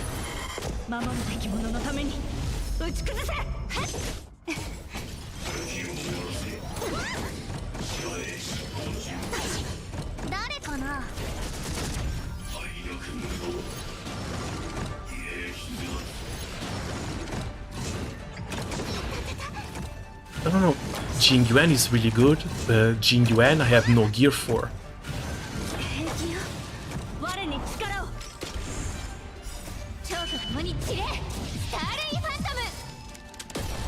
I'm not saying good in terms of strong or meta characters, I'm saying good in the sense of they are ready to be used and they deal good damage.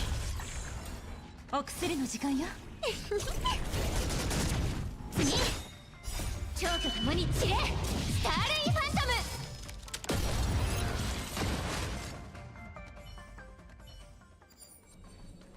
トム。これで万全だ。涼しいですね。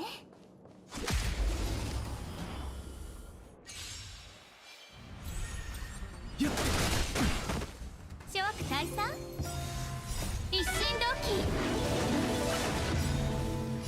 反抗陽動霊落。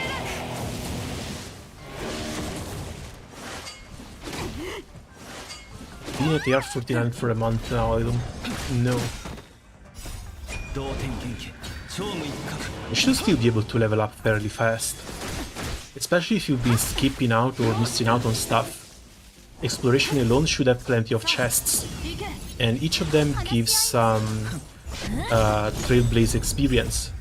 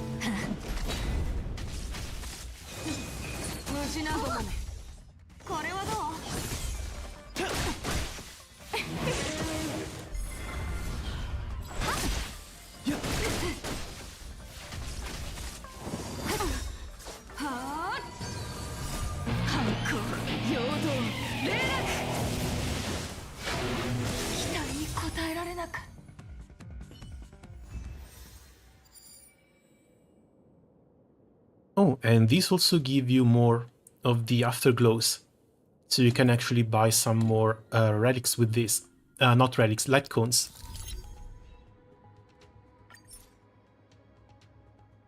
$200 each. Oh, that's actually quite nice. And we're starting to get to the level 70s though. Then hang below, of course. Other weaknesses, just physical. And Malefic Ape, of course. Do fire and ice.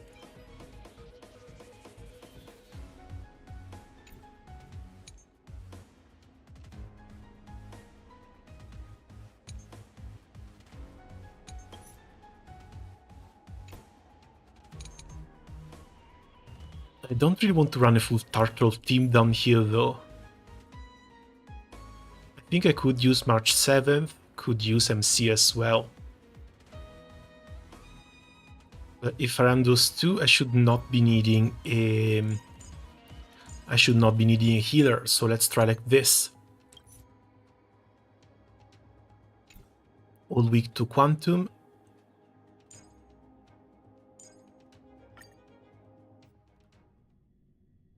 Should be fine with this team. 前方に敵がいるわね。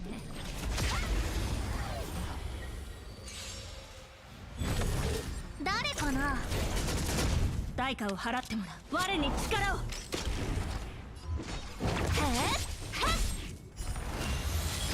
あの世に送ってやる。お注射の時間お休み。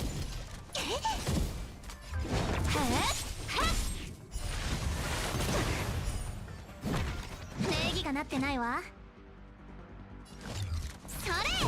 すべては星々よ。開拓者たちに真なる祝福を。鬱陶しいわね。いい。やっ。避けられない一戦。我に力を。我々はとうに嵐に踏み入った守るべき者のために打ち崩せ。楽にしてあげ。蝶と共に散れスターレインファントム。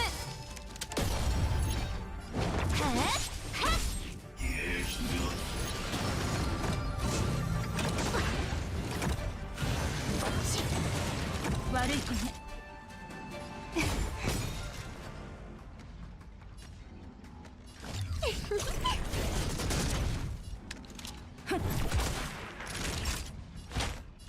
お薬の時間よ。助かったわ。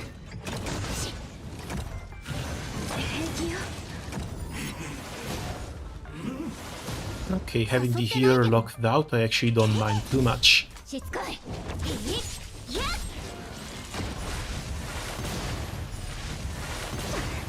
There we go.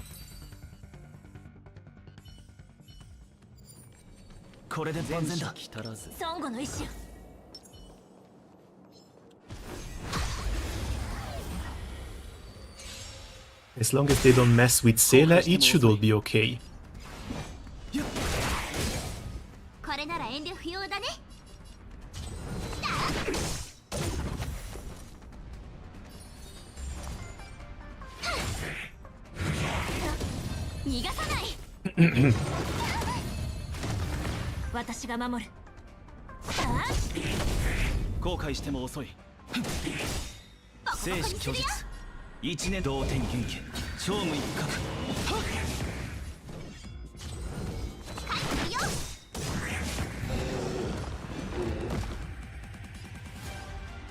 Yeah, I know what he does, but this is really annoying. I think this one has to go down first.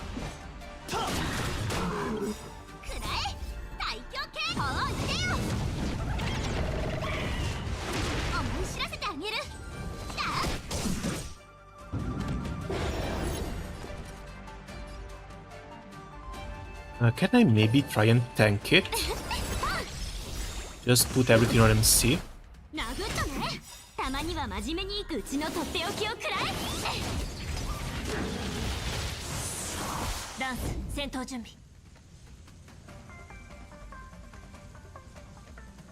Yeah, I can probably use this skill on MC and then wait for Dan Hank. Just use the normal attack on him.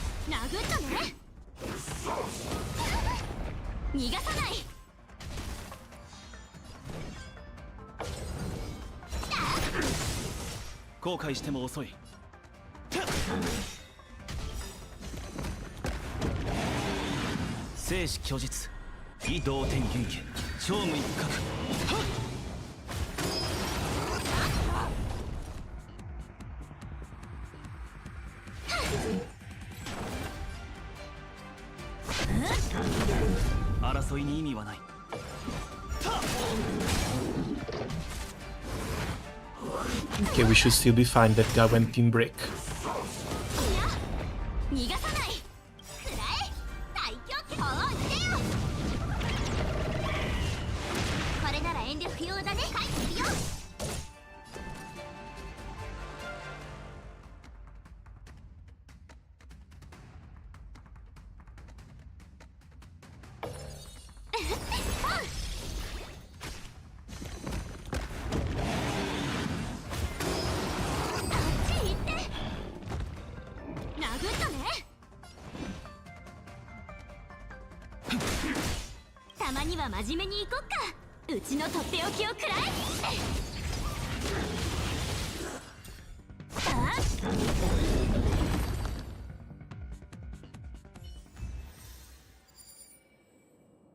$15 remaining cycles is actually not that many.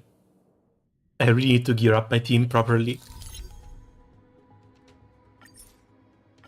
And we are only halfway there.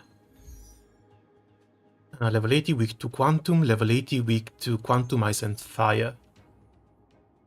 Weak to Ice, so Pela has to go down here. Up top has to be Sele. Just Sele, Bronya. Either MC, with a little bit of fire break required here. Yes, I don't think I want to bring Pela up.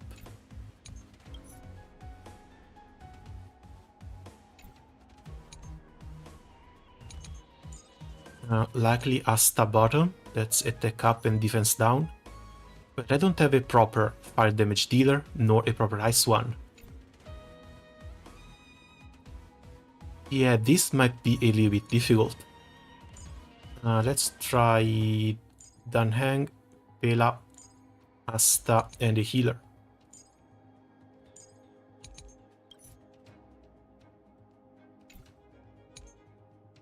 And up top, I'm just going to bring March and MC.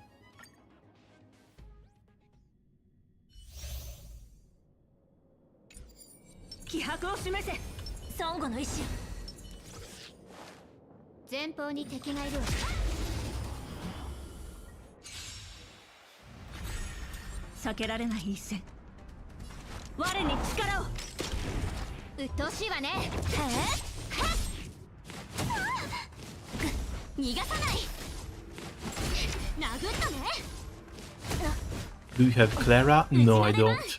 I wish I did. To be honest, I really cannot complain. My start in Star Rail has been really amazing. Personally, I'm a Clara March 7th enjoyer. Dude, Clara honestly looks amazing with all her counters and her damage. Not to mention, you can either get her the light cone for some self-sustain, and she basically becomes an immortal counter machine.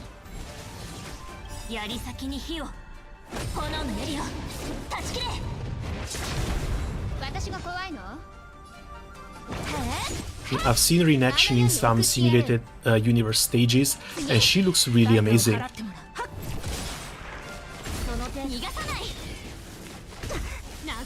On top of just being Clara, and therefore top cute.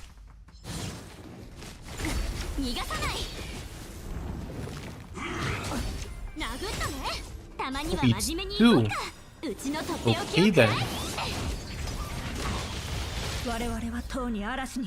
Ice one cannot be frozen, so I'm likely going to start with that one. The burns we can always remove.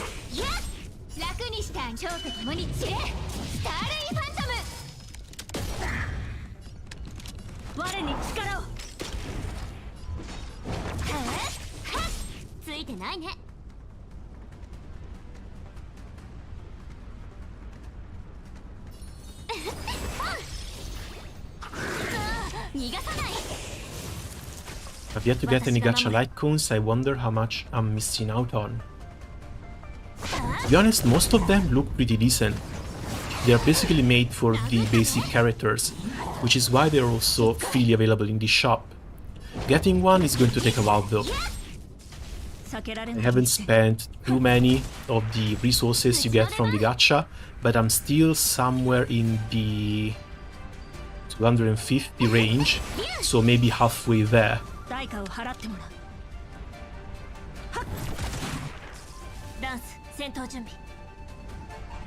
Obviously, Jingyuan's crazy, and I'm still sad I'm missing out on that one. But the rest I'm like iffy on whether I actually missed out on anything. Oh, you mean the actual gacha one? And yeah, the limiteds are just insane. The basic ones look really good too though. And they're generally a step above the standard 4-star ones, so if you can get them, and you can get them from the shop lately, probably a good idea to pick them up.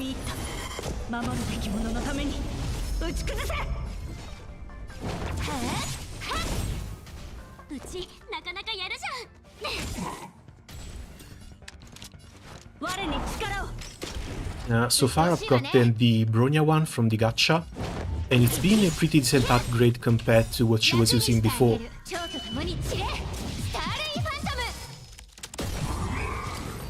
For the others though, it's going to depend on which character I get next.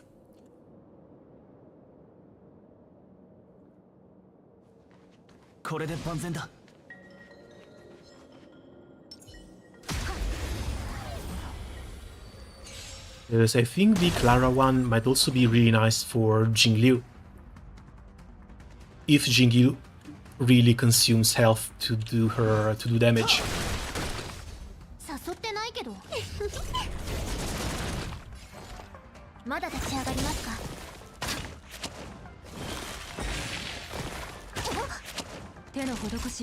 Ah, these heal themselves. それ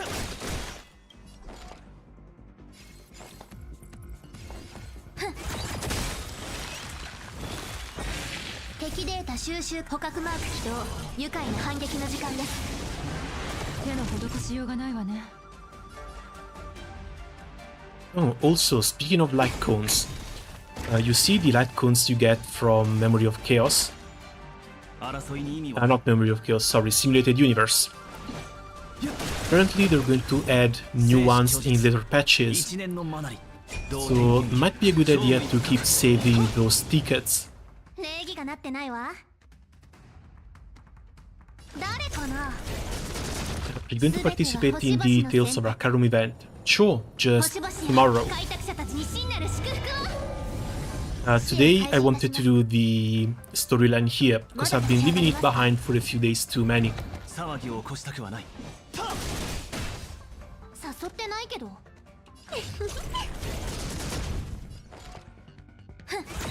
悪い子ね。おやすみ。争いに意味はない。敵データ収捕獲マーク起動愉快な反撃の時間です。誰かな。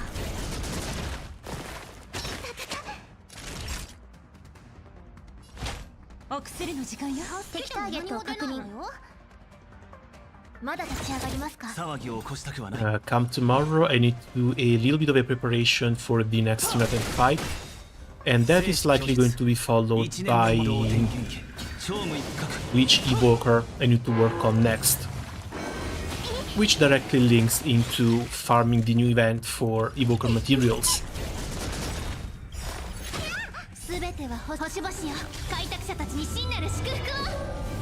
Fro's 5-star release should be fairly close as well.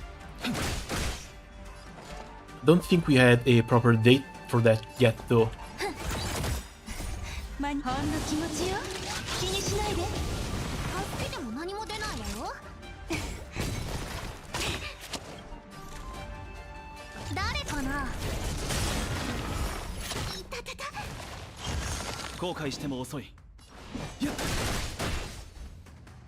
まだ立ち上がりますか」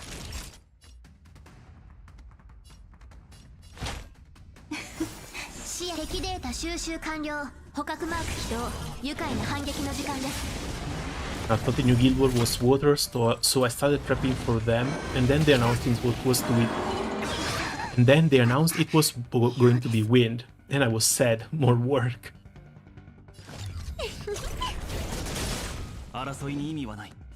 Yeah, I really didn't want to touch anything until we got to the last day. I've seen other people on Twitter too who were sure the next guild war was going to be water.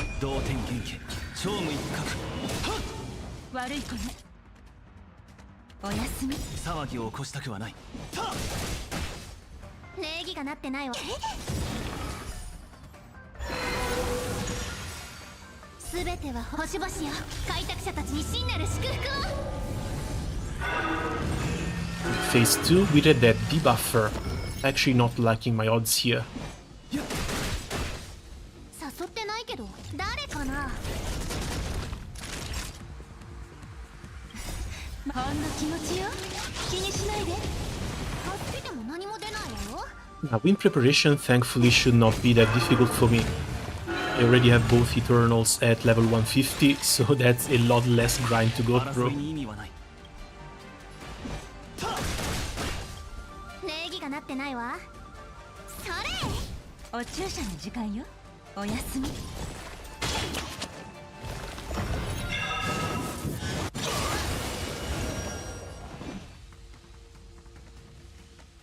Really? 生死虚実同天元家超無一角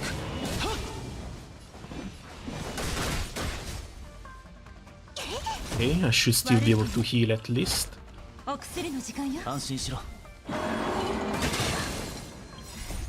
んの気持ちよ。気にしないで。助けても何も出ないわよ。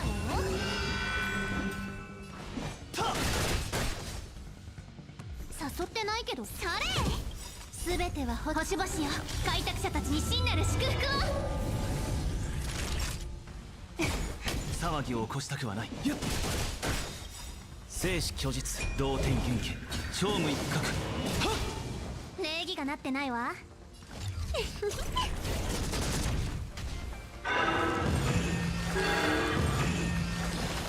争いに意味はない。お注射の時間よ。おやすみ。誰かな。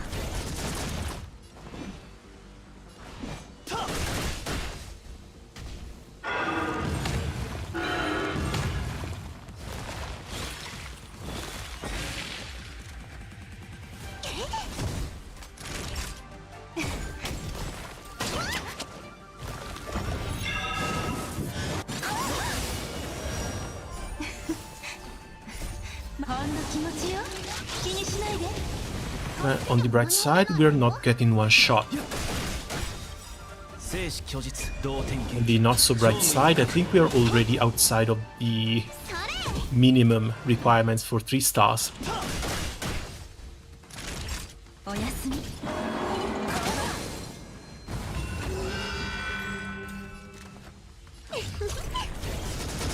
すべては星々よ。開拓者たちに真なる祝福を。悪い子ね。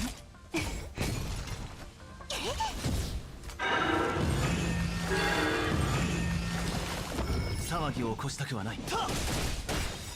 生死虚実同天元家。 Yeah, Pela shouldn't have died, and I should have been using a different DPS than Damheng. 誘ってないけど。ほんの気持ちよ。気にしないで。安心しろ。誰かな。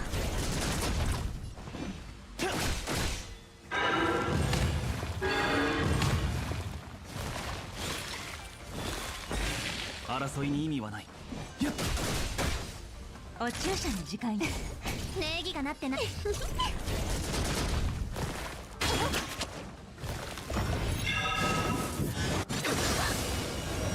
騒ぎを起こしたくはない。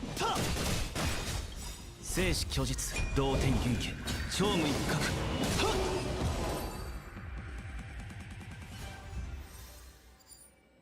Yeah, no down characters too.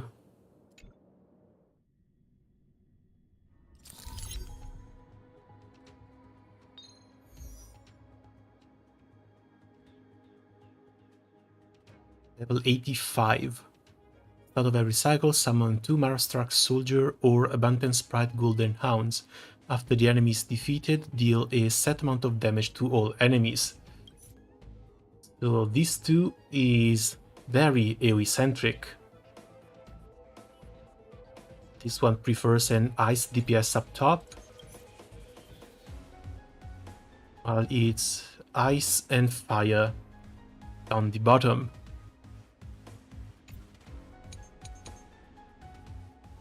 I think I'm going to have to leave it here, because I don't really have the proper characters to do it.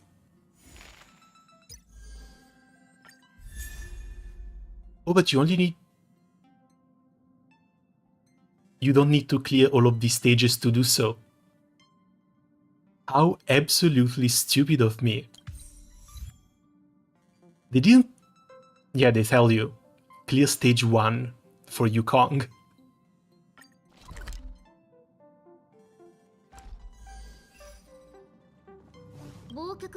I was almost ready to say that they didn't tell me, but they clearly do. Forgotten Old Memories, Voyage of the Navis Astriger. I don't see an end date though. Yeah, it was only the one. It was only the one. I was trying to clear everything. And I was almost there too.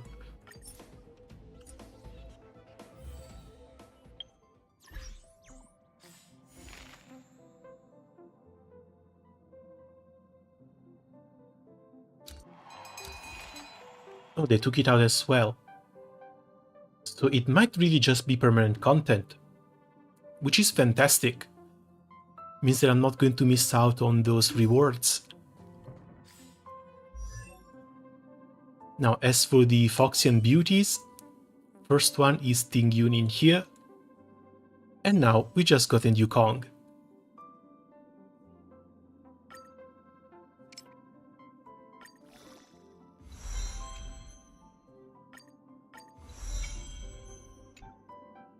should be able to get a ticket or two out of her for free.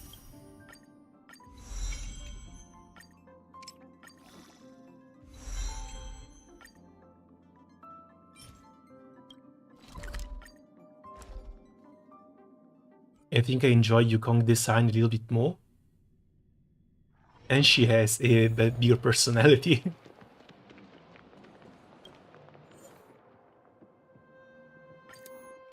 To be honest, I kind of like both. Let's put Asta back in here.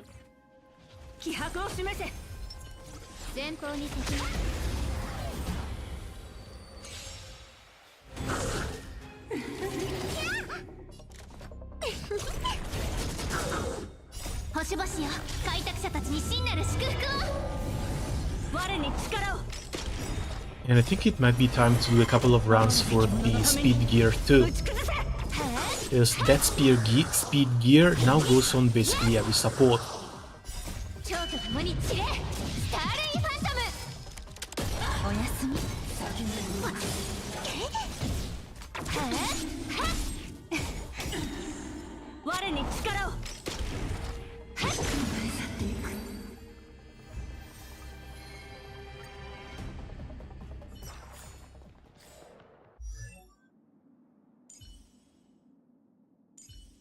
This guy I should probably level up.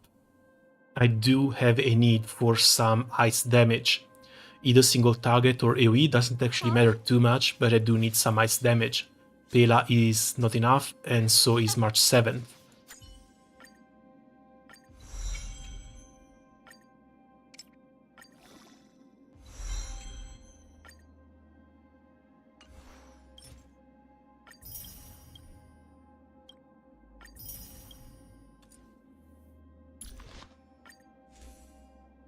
Light Cone, I actually don't know.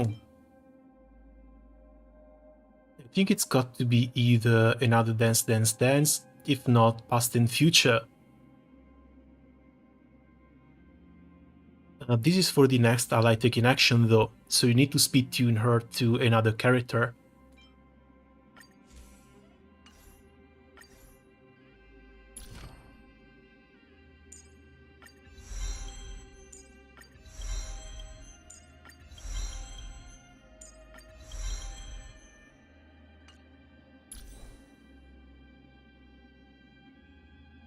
I really like her buff though.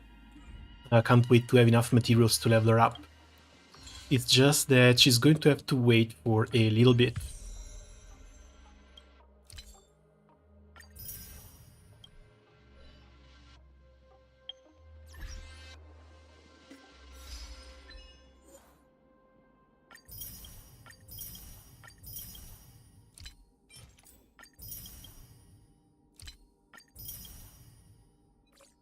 Okay, 3 more Star Rail ticket. Let's see if you get lucky.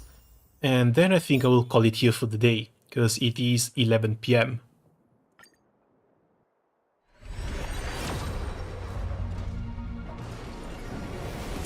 I think I should be getting close to PT for another 5-star. And I'm seriously praying for either Bailu or Clara. Bailu would be really nice, but if we get a healer MC, might not be that required. Clara I would just like to get.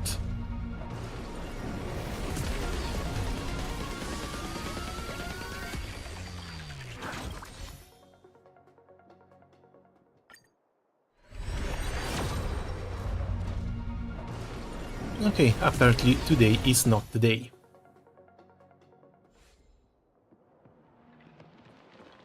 Okay then, part 1 of the main story quest is done. I guess that's going to be it for today. As always, thanks a lot for coming by. Sorry for dropping this stream partway, but I can't really control light outages.